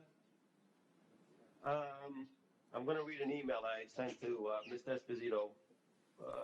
Hopefully it doesn't get lost in a shovel. Hope all is well. I'm a resident of the Oceanside community for over 20 years, and I am opposed to the proposed rezoning of the Oceanside Jewish Center property at 2860 Brower Avenue to suit the needs of a private developer to construct a massive 3-story assisted living facility. A quick review of the 2019 census report, which is available online, will show the age group for 80 and over to be the smallest age demographic in the Oceanside community, and being the prime age for needing assisted living. Therefore, despite the claims being made by the proposed developer that there is a need for assisted living facility in Oceanside, this is not supported with any facts. Furthermore, the development of an assisted living facility will not be unique to the area, as there are several existing, there are several existing assisted living facilities within a 5-minute drive from the OJC property, and all currently have availability for occupancy. Additionally, I believe the town of Hempstead has recently approved plans to construct an assisted living facility in Oceanside. I don't believe the rezoning of the OJC property to accommodate the developer, who is a for-profit company, is warranted, as it would have a huge negative impact on traffic and change the landscape and general feel of the surrounding area. It has been made clear by the community through the no rezone OJC that it is understood that the OJC is seeking to sell a portion of their property in an effort to continue serving the conservative Jewish community. However, the community has also made it clear that the current proposal to construct a massive 3-story building is not the best possible option for the Oceanside community as a whole. The OJC board members have not been transparent in their association to the proposed developer, or if in fact they had publicly offered the OJC property for sale, and or entertained proposals from other developers to construct private residences on the property prior to committing to rezoning the property. If the property in question is developed as proposed and the OJC building structure downsized as shown on the proposed renderings, it appears the OJC will no longer have a banquet hall, which is a viable revenue stream to sustain itself. And with its history of selling off portions of the property to raise funds, it appears the current plan to rezone and sell another portion of the property is their last chance at surviving, at least for a short period of time. Without a suitable means to generate revenue, it should be apparent that the OJC will once again... Thank you, Mr. Mister. I believe Councilman D'Esposito did get an email from you, and he is going to make your email part of the record. I just want to let you know that. Mr. Moderator, if you're gone. Supervisor, the next participant is Kathleen Jareb. Kathleen Jareb, please go ahead with your comment. Hello. Hi, good evening. If you just please give your name and address for the record. My name is Kathleen Zwarb. I live at 375 Windsor Avenue in Oceanside. Thank you. I would just like to say I am opposed to rezoning. I don't think it is in the best interest of Oceanside. I understand that the OJC and the developer will benefit from this, but it should not be at the expense of the rest of Oceanside. Oceanside residents overwhelmingly reject the rezoning, and we're asking the board to please, please reject the rezone. Single-family homes will also add the property to the tax roll. Single-family homes are what is best for Oceanside. I understand the developer wants what's best for him and OJC wants what's best for them, but we have to worry about what's best for our town. Thank you. Thank you very much. Mr. Moderator? Supervisor, the next participant is Lara L. Lara L., please go ahead with your comment. Miss L., if you give your full name and address for the record, thank you. Yeah, hello. My name is Anna Rowena. Can you just speak in a little bit louder just so we can hear you? My name is Anna Rowena. I live at 2884 Sylvan Court in Oceanside, around the corner and behind the OJC. Can you hear me okay? They can hear you awesome right now. Great. On the application that was submitted to change the zoning, the question is asked as to whether the proposed action would result in a substantial increase in traffic above present levels. The no box was checked off, and this is an untrue statement. Mr. Weinrab spoke with neighbors this past Sunday, and he told me that a traffic study was done and posted online. I called the town and checked all documents related to the rezoning request, and I couldn't locate a traffic study. To propose building an assisted living facility between two main thoroughfares that are only 2 lanes, 1 lane in each direction, is irresponsible and negligent. Oceanside, New York is host to large chain stores, shopping centers, and many restaurants. In addition, we have the only road for traffic coming from the west into Long Beach. Oceanside Road runs parallel to Long Beach Road and is often used to escape heavier traffic on Long Beach Road. Traffic is very heavy during summer, holidays, and school drop-off and dismissal times, both for elementary school 4, Oceanside Middle School, and Oceanside High School. In addition, these roads have heavy foot traffic, mornings and afternoons for high school students. Schools are at partial capacity at the moment, and there are still delays at these peak times. When schools go back to full capacity, delays will increase substantially. It is unimaginable to even entertain the notion of approving such a plan between these heavily trafficked roads. It will cause further congestion, create unsafe road conditions, and unsafe walking conditions for our children. As some of the ladies previously mentioned, there's a one-way street joining Oceanside Road to Broward Avenue, and when there's congestion on Oceanside Road, many cars illegally go up the street the wrong way to escape traffic.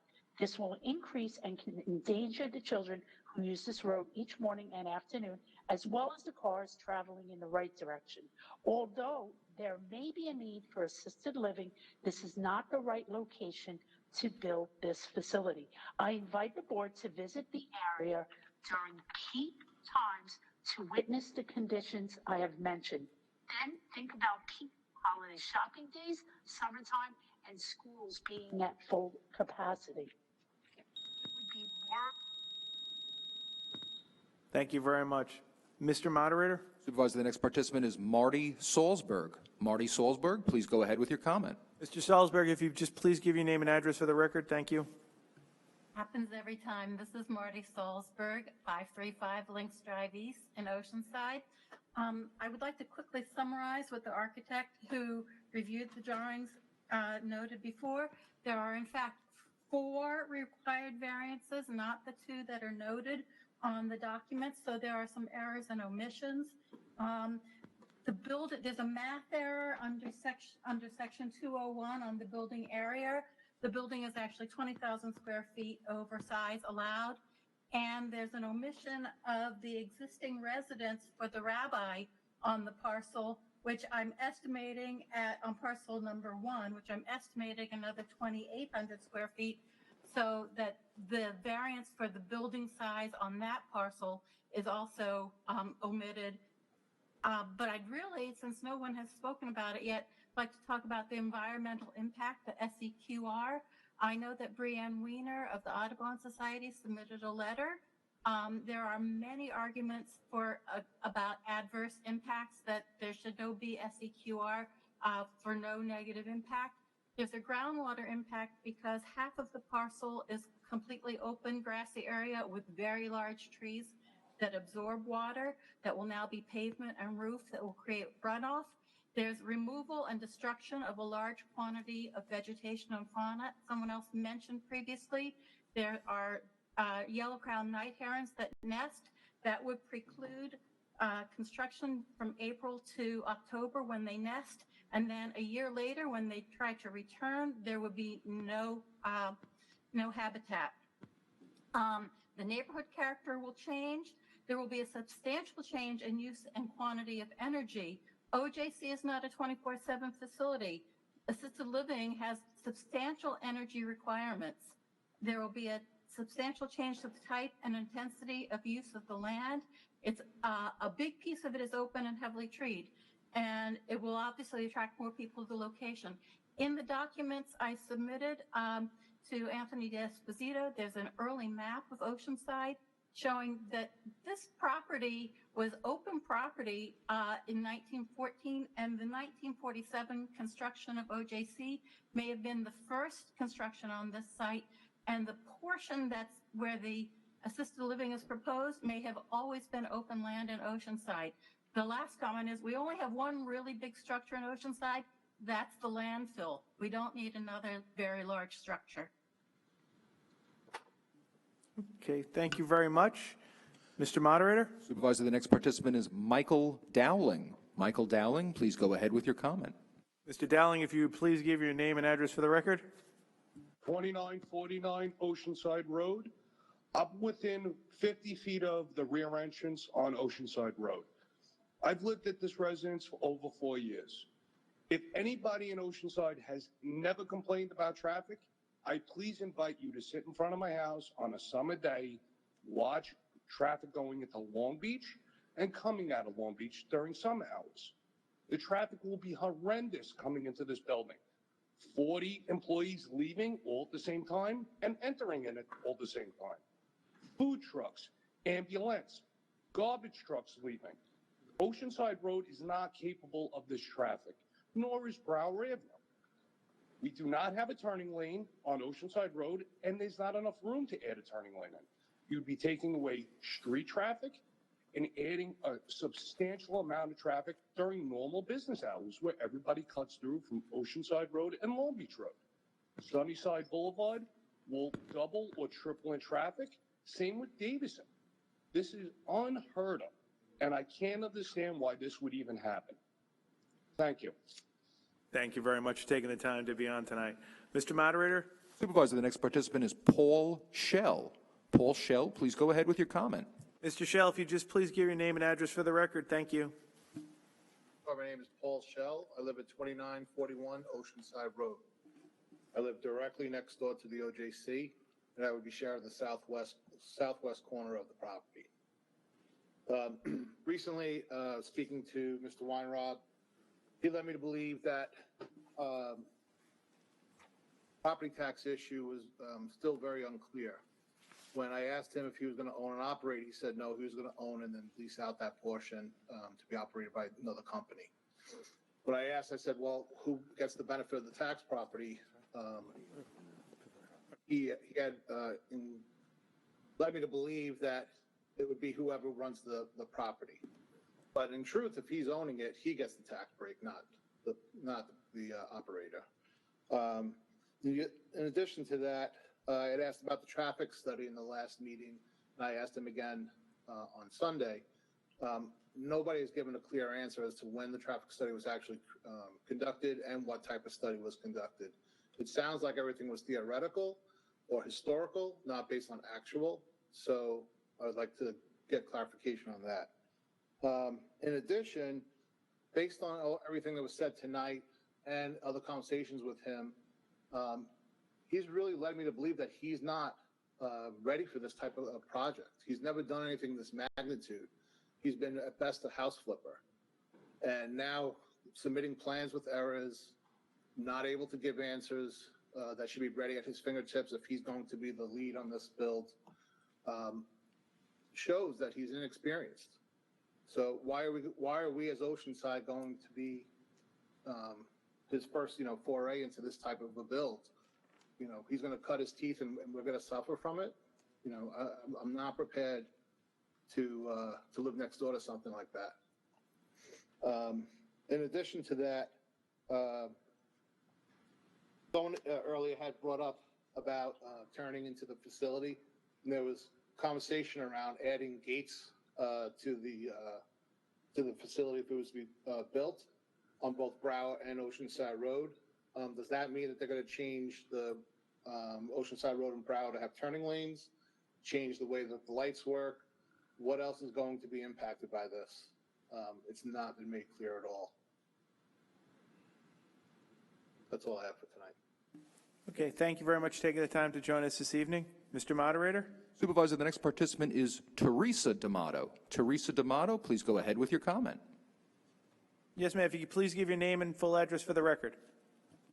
Hi, Teresa D'Amato, K, 2938 Oceanside Road. I oppose the rezoning of the OJC property. I live right across the street. I face the parking lot every single day. The first reason I oppose is to protect my property value and the property values of my neighbors. In a research paper published in Southwestern Economic Review, it clearly states that negative outcomes outweigh the positives, and they're likely to occur in areas in close proximity to commercial developments. In a dissertation published by the Georgia Institute of Technology, it states that residential homes within a certain proximity to commercial development see a net loss in property value.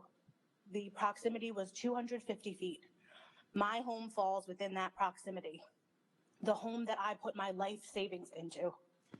Rezoning negatively impacts my property value and the property value of my neighbors, all of the neighbors to the OJC. Single-family homes would have no negative impact on our property values. OJC could still earn money to update their resources, and any worthwhile developer could make money selling homes in this current market especially. We should be considering the best option for everyone, not just the decision or the opinion of the developer, the one that fills his pockets the deepest. If this developer won't work within the current zoning, OJC can find a developer who will. Second, at the end of the small meeting with Charles Weinraub that he held with neighbors on Sunday, March 7th, Mr. Gurman, a representative of the OJC, appeared at the end of the meeting, and he was asked if he would like to live next door to the proposed facility and trade places with any of the neighbors. He said no. That speaks volumes. If OJC members don't want to live next to this proposed facility, why should we? At that same meeting that was meant to ease the fears of the closest neighbors, a stranger claiming to be an Oceanside resident came to the meeting to scare us by saying that Mr. Weinraub had a secret backup plan to put a homeless shelter on the parcel. A quick social media search linked Weinraub and the stranger as friends.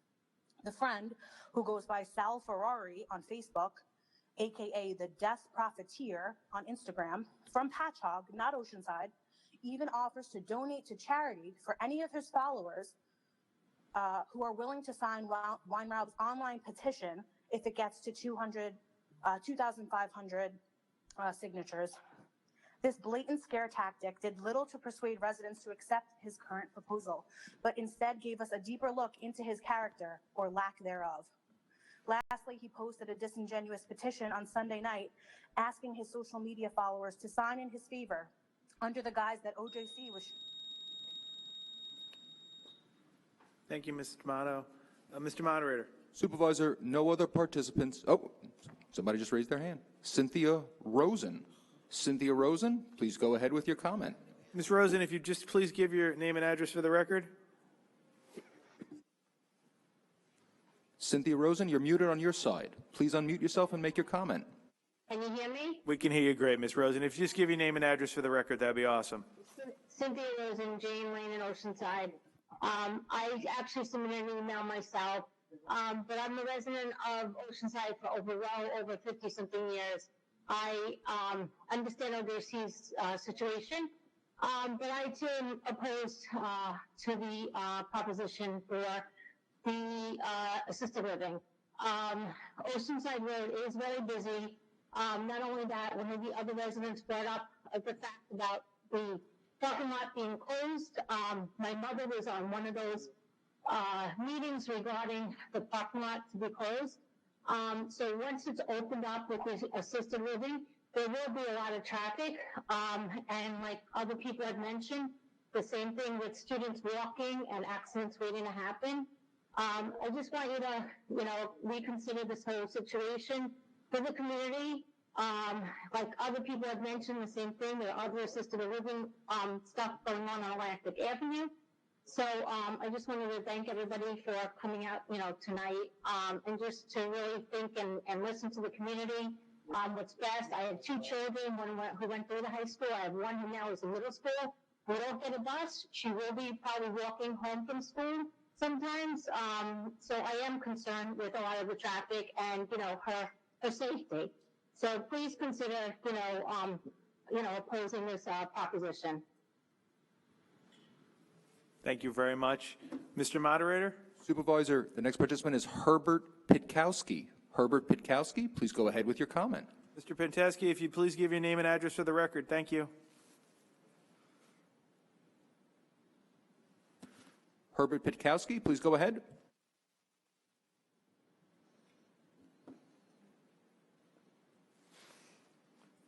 Okay. Supervisor, the next participant is Joel Cutler. Joel Cutler, please go ahead with your comment. Joel Cutler, you're muted on your side. Unmute yourself and please make your comment for us.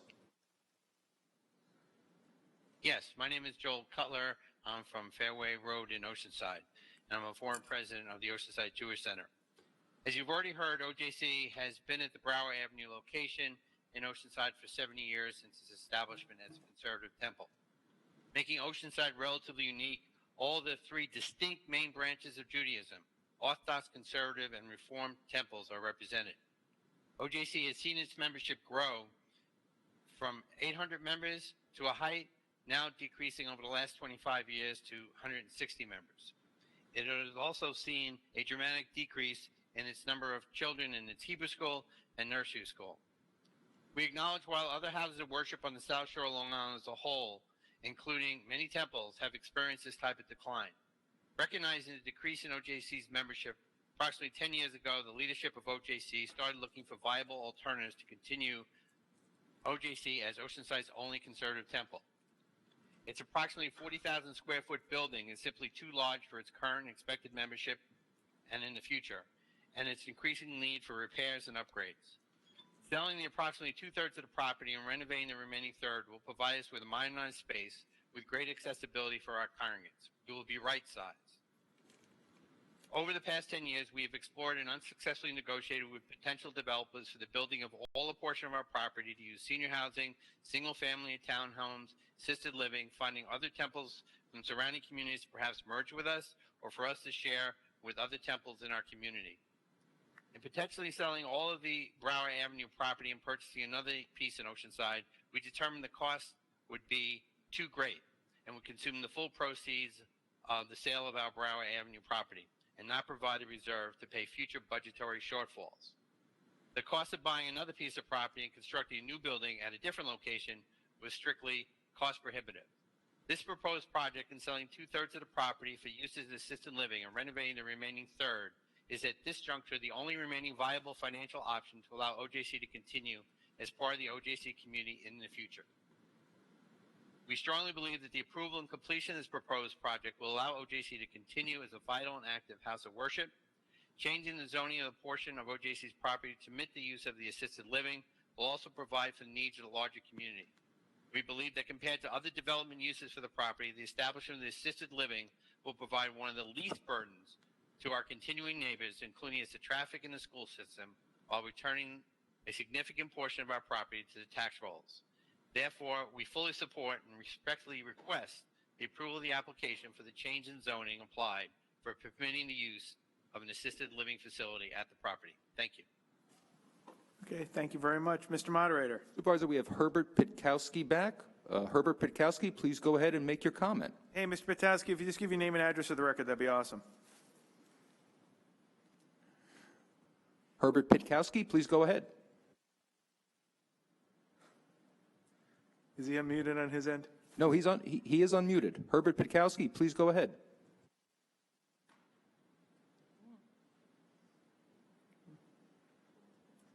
Mr. Pitkowski? Okay, Mr. Moderator? Supervisor, there are no other participants with their hands raised.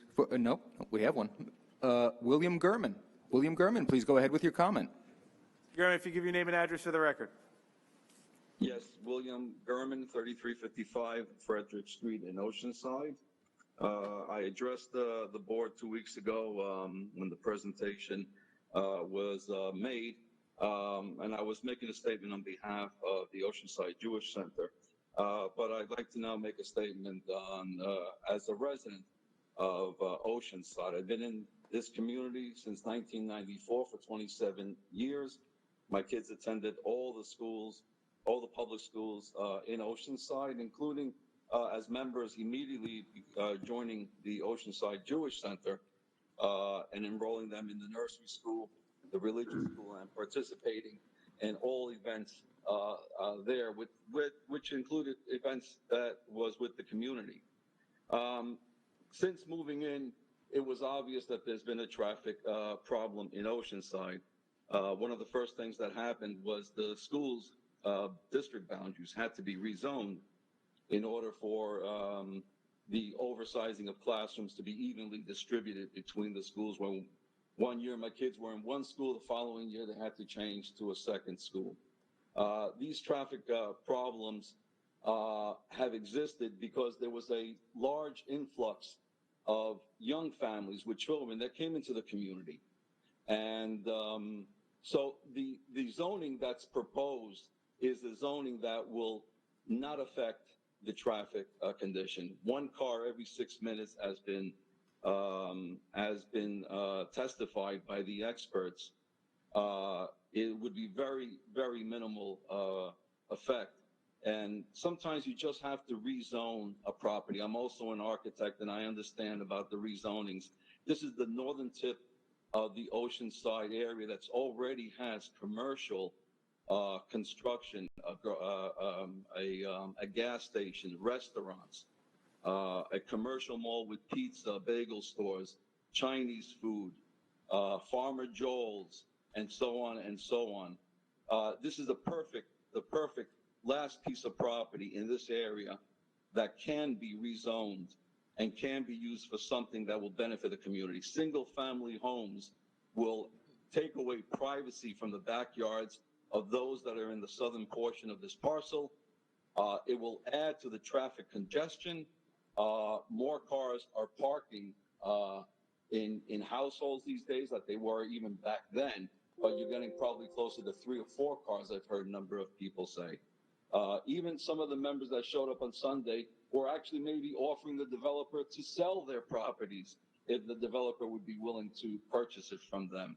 I found that a little bit disconcerting as well. Anyway, that's all I have to say. Thank you. Mr. Moderator? Supervisor, no other participant has clicked raise their hand on this public hearing. Outstanding job tonight, Mr. Moderator. Okay. I don't have any other speakers in the building. I have nobody else online.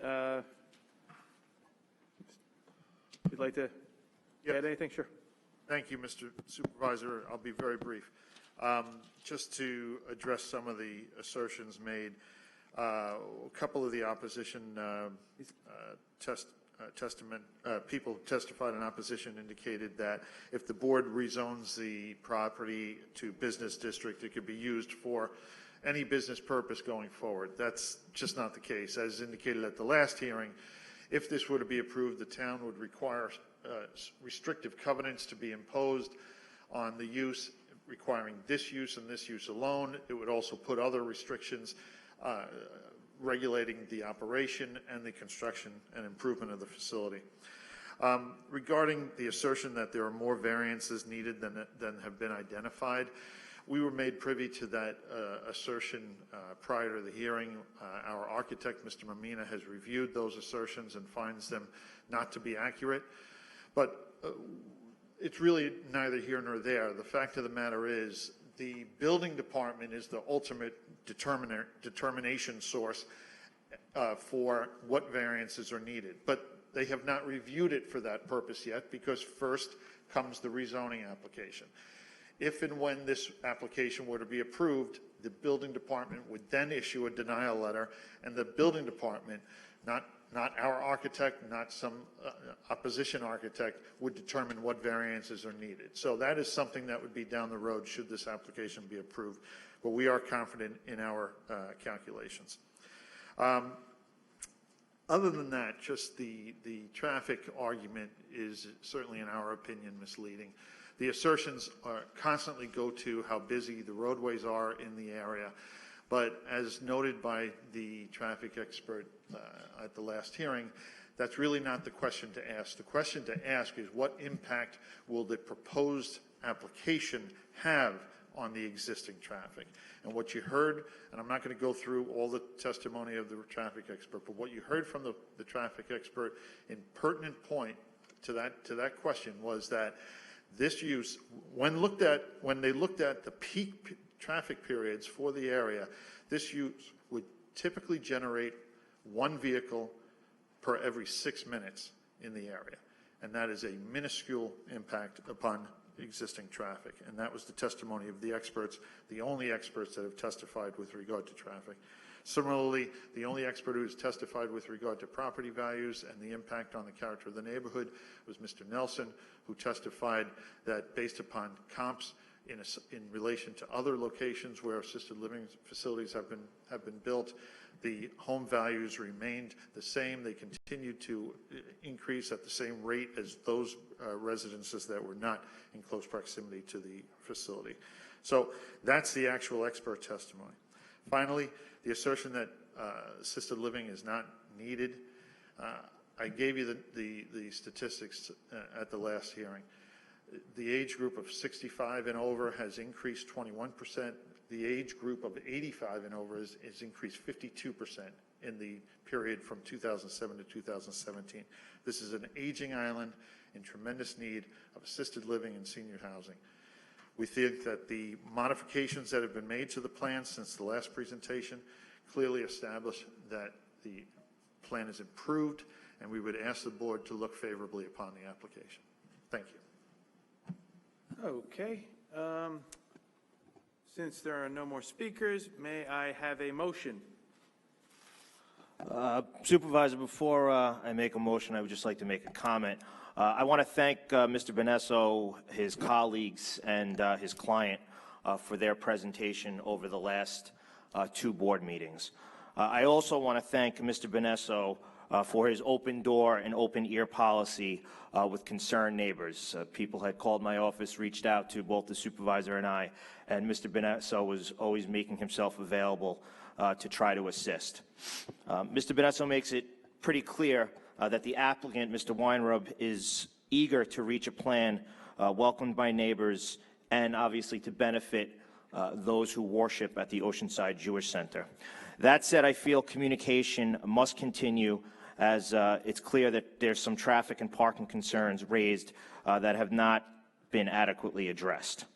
As the representative, the proud representative of Oceanside, I move to close this hearing, deny the zoning change, and I urge my colleagues to support this motion. So just to clarify, I move to deny the zoning application,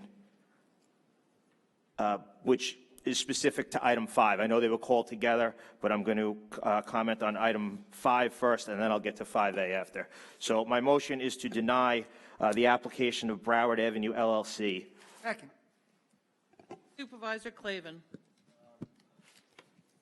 I'm going to join with Councilman D'Esposito in the motion to deny the zoning application. We appreciate the presentation, but I do also want to say thank you to all the residents who came out for both meetings, both personally and online. So I will vote in the affirmative to deny the zoning application. Councilman Blakeman. Vote to deny. Councilman Carini. Vote to deny. Councilman D'Esposito. Vote to deny. Councilman Dunn. I vote deny. Oh, hold on. Dennis, I'm sorry. Could you say that again? I vote deny. Sounded better. Thank you. Senior Councilwoman Gooseby. Councilwoman Gooseby? Councilwoman? I vote to deny. Okay. Councilman Muscarella. Deny. And then Supervisor, if I may, in regards to item 5A, which is the adopting the CEQA, I move to adjourn it with no date. Second. Supervisor Clavin. Aye. Councilman Blakeman. Aye. Councilman Carini. Aye. Councilman D'Esposito. Aye. Councilman Dunn. Aye. Senior Councilwoman Gooseby. Aye. Councilman Muscarella. Aye. Okay. Again, thank you for all the residents that came out and online. That ends the, Mr. Moderator? Supervisor, that is the last public hearing on today's calendar. We will be turning off the GoToWebinar format now, and we encourage all the residents who've been utilizing it to go over to the Town of Hempstead live stream on the town website to continue following the town's meeting. Fantastic. Madam Clerk, would you please call the administrative calendar? Yes, Supervisor, there are items 6 through 36 on the administrative calendar. In addition, we have one item of an urgent or emergency nature which needs to be added to the administrative calendar. That item is entitled Resolution Authorizing the Award of a Bid for the Installation of Underground Electric Service Cable for 2020 Street Lighting Electrical Power Infrastructure Upgrades at various street lighting locations within the town of Hempstead, Nassau County, New York. That will be item number 37 on the administrative calendar. Okay. First, does any member of the board wish to be heard on any item on the administrative calendar? Okay, I have 2 slips in for the administrative calendar. First is Tiffany Capers.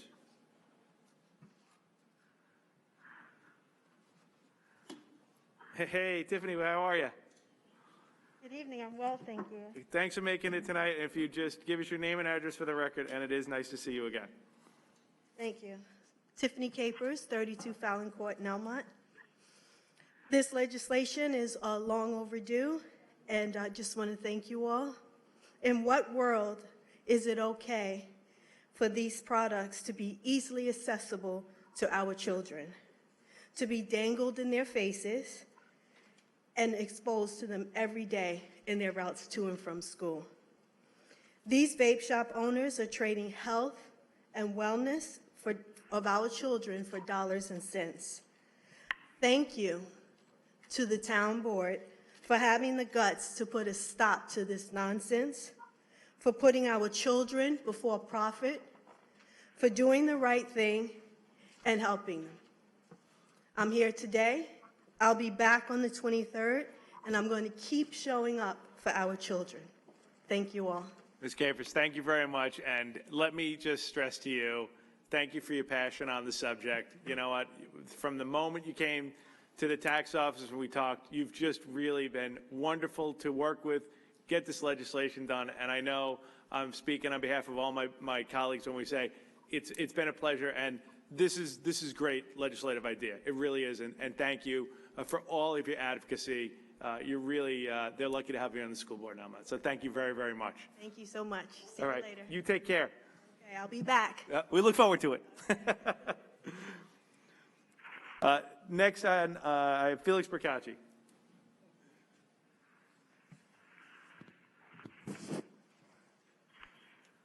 Good evening, Mr. Procacci. If you give your name and address for the record. Felix Procacci, 1165 Barnes Street. She just spoke on the vaping issue, right? Is that correct? Which is a calling of a hearing? That is correct. Okay, are we now changing the rules that you can speak on a calling of a hearing? Because in 2012, then Supervisor Murray made the prohibition on the calling of a hearing, speaking on that. I believe it was 2012. So now we could speak on callings of hearings? Is that a new rule? Mr. Procacci, it's Procacci, point of order. You are correct, but I think due to the lateness of the evening, it slipped by us. It wasn't intentional. Okay, now if you change the rules, that's fine with me. I like those rules that you could talk on it, but anyway, okay. I want to talk in just number 12 briefly. The establishment of a panel of engineering consultants, the pursuant of town procurement policy. What I want to emphasize on the procurement policy, I like to see something additional to that, to include when you're putting things having to do with use of federal CARES money or even outside money, because we did one of the consultants that's on this panel, got federal CARES money, but we used the same contract that was that we used for regular use, as opposed to the COVID-19 or federal CARES money use is the more appropriate thing. So if we're going to use a contract, we contract with one of these people, one of these companies, and we're going to use it for federal CARES money or another grant that we get from outside, I say that we should write up another contract that is totally separate, so it's distinguishable, that you don't mix the two together. Work done for the town with town taxpayer money versus work done for the town with federal CARES money or some other outside grants. I think that would be a useful addition. Thank you. Okay, thank you very much. Is there anybody else here that wants to talk on the administrative calendar in-house? Okay, if not, may I please have a motion? I move the administrative calendar in its entirety. Second. Supervisor Clavin. I vote aye. Councilman Blakeman. Councilman Carini. Aye. Councilman D'Esposito. Councilman Dunn. Aye. Senior Councilwoman Gooseby. Aye. Councilman Muscarella. Aye. Okay, may I have a motion to adjourn? I move the motion to adjourn. Supervisor Clavin. Heard loud and clear, Councilwoman. Aye. Councilman Blakeman. Okay, aye. Councilman Carini. Aye. Councilman D'Esposito. Aye. Councilman Dunn. Aye. Senior Councilwoman Gooseby. Aye. Councilman Muscarella. Aye. Okay, now that the formal program of the town board meeting has been adjourned, the town board will remain to listen to comments of residents. First, we're going to start with Felix Procacci.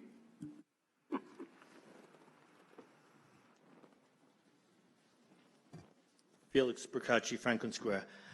I brought up at the last meeting, I submitted a FOIL appeal to FOIL Appeals Officer Don Durham. I still haven't heard from him. Supervisor Clavin said he was going to take it under advisement. Who's in charge of Mr. Durham? Did you take it under advisement, whatever that means to this? Are you going to follow the laws, the town board, the town of Hempstead going to follow the FOIL law? And who supervises Don Durham? I'd like to make sure that he's doing his job, and whoever's supposed to get the H2M data that I requested, because I didn't get denied, but I didn't get the data. So can you tell me what the status of that is? And you took it under advisement at the last meeting, so what's going on? Yep, I appreciate your comments. We'll take it under advisement. Thank you. Yeah. Okay. I just want to bring up the fact that, because of the Oceanside issue here, you opened up town hall. It seems like this was available for months for the other people who have attended, but you made us sit out in the lobby very uncomfortably and actually very dangerously, according to, town 8 COVID-19 protocols, which is very unfair. So I hope you continue this process of opening this town hall with the 20-foot ceiling, because it is safe the way you have it configured here. Also, I'd like to know, but also, we did ask for the TNR program last summer when you implemented it with CVA. We asked for to extend the hearing another day, and you denied us. Many people, there was thousands and thousands of petitions, signatures signed. There was 50, 60 emails about the issue as a major issue, but you didn't extend that hearing or give us another day to talk on that. And I remember there was a hurricane or windstorm, and I wish you would offer the same consideration for all people who are speaking, not just the ones that you're concerned about, it seems. And one more thing, the status of my ethics inquiry. I still haven't heard a response. I don't know if the Ethics Board has received it or not. So can anyone tell me anything about that? Sir, I did respond by email. Yeah, I got the email. Yes. Now, did they start the investigation? Wait, so he did respond? He got the email. I got the email. Oh, okay. No, I thought you said you didn't get a response. Go, No, okay. that's how you're misunderstanding. Has the Ethics Board started the investigation? The Ethics Board has not yet started its investigation. The Ethics Board will be meeting later this month, and at that time, following that, to the extent I'm allowed to discuss the matter with you, I'll be able to provide you with further details. So they haven't met on my issue that I submitted on December 31st, right? As I just said, they'll be meeting this month. Okay, thank you very much. Thank you. Next, I have Diane Madden.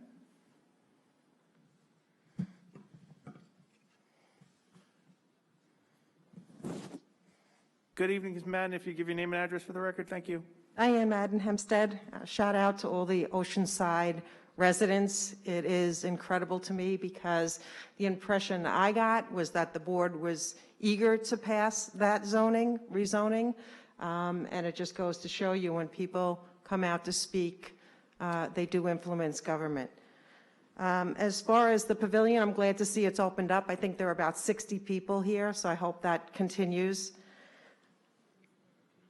On the heels of that, I would like to ask what the plans are regarding the animal shelter, getting the on-site TNR program up and running,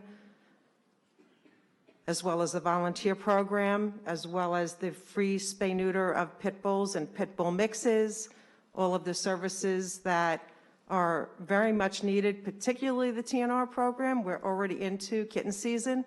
Is there any plan to open up the shelter or those programs? I think, Commissioner, isn't the TNR program isn't it open in conjunction with the outsourced, under the advisement of our EMT doctor? Yes, Supervisor. Under the advisement of our medical professional, the TNR program is up on a limited basis, but we've been meeting the accommodations of the people that come in so far. Awesome, great. Well, no, that's not correct, Mr. Marino. It's by appointment. That is not correct. It's by appointment. It's one cat.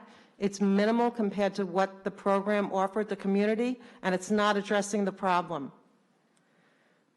I'd like to also, again, plead to the board and I'd like to propose that you hire an outside diversity consultant to oversee the hiring process in this town.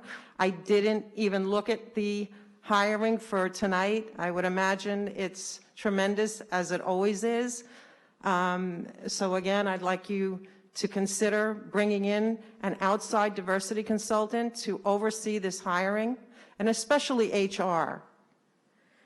Virtual comment, if you would consider allowing the public, especially since there doesn't seem to be any plan moving forward to allow virtual comment for people that want to speak on the miscellaneous and the administrative part of the calendar. And finally, the CARES Act money. I cannot get an answer from the board if that CARES Act money is being used for payroll. Could someone please tell me if these funds are being used for the AB schedule for payroll?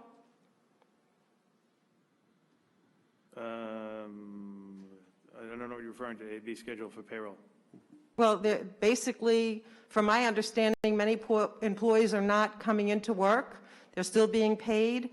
is the money they're being paid by? Actually, they're working from home, and that was under the advisement of Dr. Dave. And actually, after we did it, several other municipalities followed our lead because they wanted to avoid the spread of COVID-19 and not kill and hospitalize people. Well, I would agree that precautions had to be made. I'd also take a look at what the recommendations are right now and what the numbers are reflecting. So I'm wondering if there's a plan to welcome the public back to most of these departments and bring in full-time employees? The town of Hempstead never shut down. And You still didn't answer my question. Are you using CARES Act money to pay people to stay home? Thank you, Ms. Madden. Always a pleasure. Yes, same here. Next, I have Maria Engel. Ms. Engel, if you give your name and address for the record.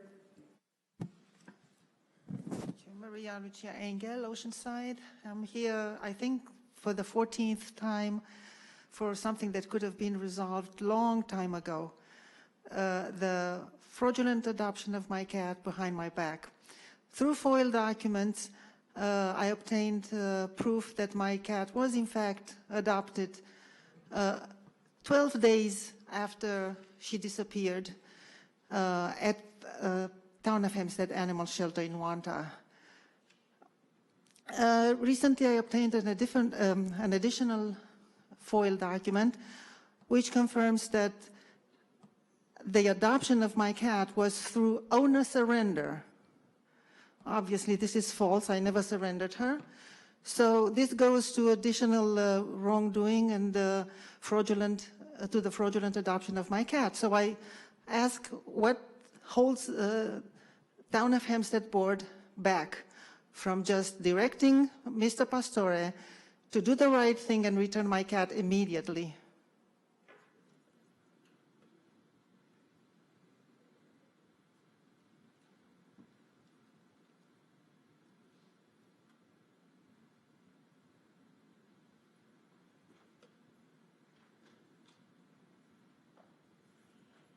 I'd like an answer.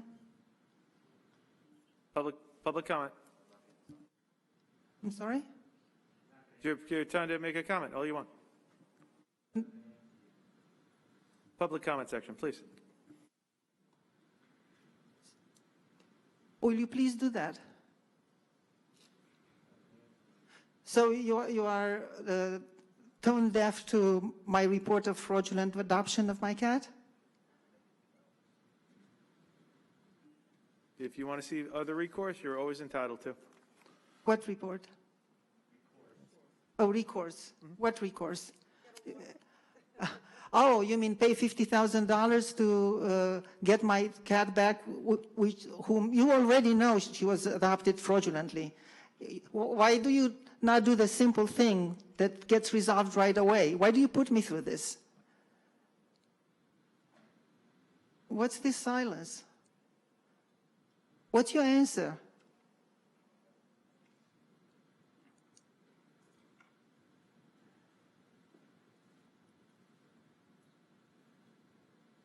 So you tolerate fraud. You are aware of it. FOIL documents confirm it, and you are silent. You have nothing to say. So that the fraud can be perpetuated. In my case and in other cases, perhaps.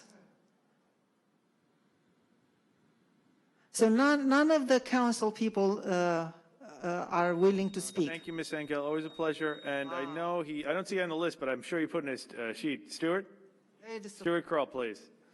Let's give it a second before we clean that up. Thanks, Mr. Kroll.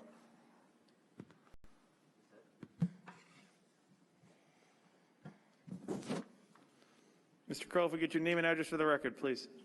Stuart Kroll, Great Neck. I had 4 cats fixed this past week at the North Hempstead Clinic on Saturday. There was very little human interaction. This past Sunday, there were 70 cats fixed at All About Cats weekly clinic in Freeport. They fixed close to 300 cats per month. There is minimal contact, and all parties concerned are alive and well. Restrictions are being lifted on a daily basis. 16 states have eliminated the mask mandate. The Hempstead shelter has a $5.5 million budget, and they fix, I believe, 60 cats per month, one cat per week per trapper. I mean, this is beyond pathetic. Kitten season is about upon us. It promises to be a horrible one.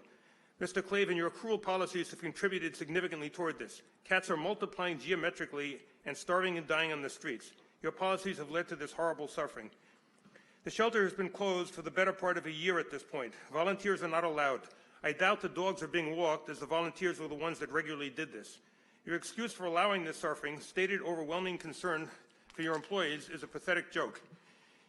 Is there anything that is not now open to some capacity? I think not. There are numerous pictures of you with your colleagues standing side by side, no social distancing and no one wearing a mask. What does the town doctor, who we all talk about, what does he think of these pictures? What does he think of having a fundraiser for 200 people when the state limit was 50? This makes your assertion about employee safety look as phony as a $3 bill. An interesting question to me is why every supervisor claims to care about the animals and vows to improve shelter conditions, and of course none of them actually fulfill their promises. Santino, to his dubious credit, never even claimed to care. Gillen cried in front of the shelter and vowed to help. Her performance would have done Meryl Streep proud, and of course she was lying through her teeth. Mr. Clavin, you vowed to bring in Miss Madden, a dedicated animal activist, to help improve shelter conditions. I personally heard this pledge at the debate at Malloy College. Have you done this? Of course not. You have made insufferable conditions even worse, which wasn't easy. Your other campaign promises also have not been fulfilled. The mailings, aside from tax ones, have not been stopped. You elicited, of course, great laughter when you said that nepotism and favoritism did not influence hiring. At a 10-minute meeting right after the pandemic began, the board gave out $750,000 in raises and promotions, with no one there to debate against it. Obviously a great use of taxpayer money. I am hereby requesting that you allow remote participation in public comment, to continue. Emails should also be allowed to be read into the record. On a somewhat positive note, even though it happened in Islip, I will give credit to two police officers, Officer Rivera and Galanis, for going into a burning building to rescue a dog and a cat.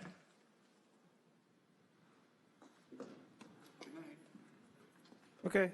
Well, thank you all very, very much and have a wonderful evening. Take care.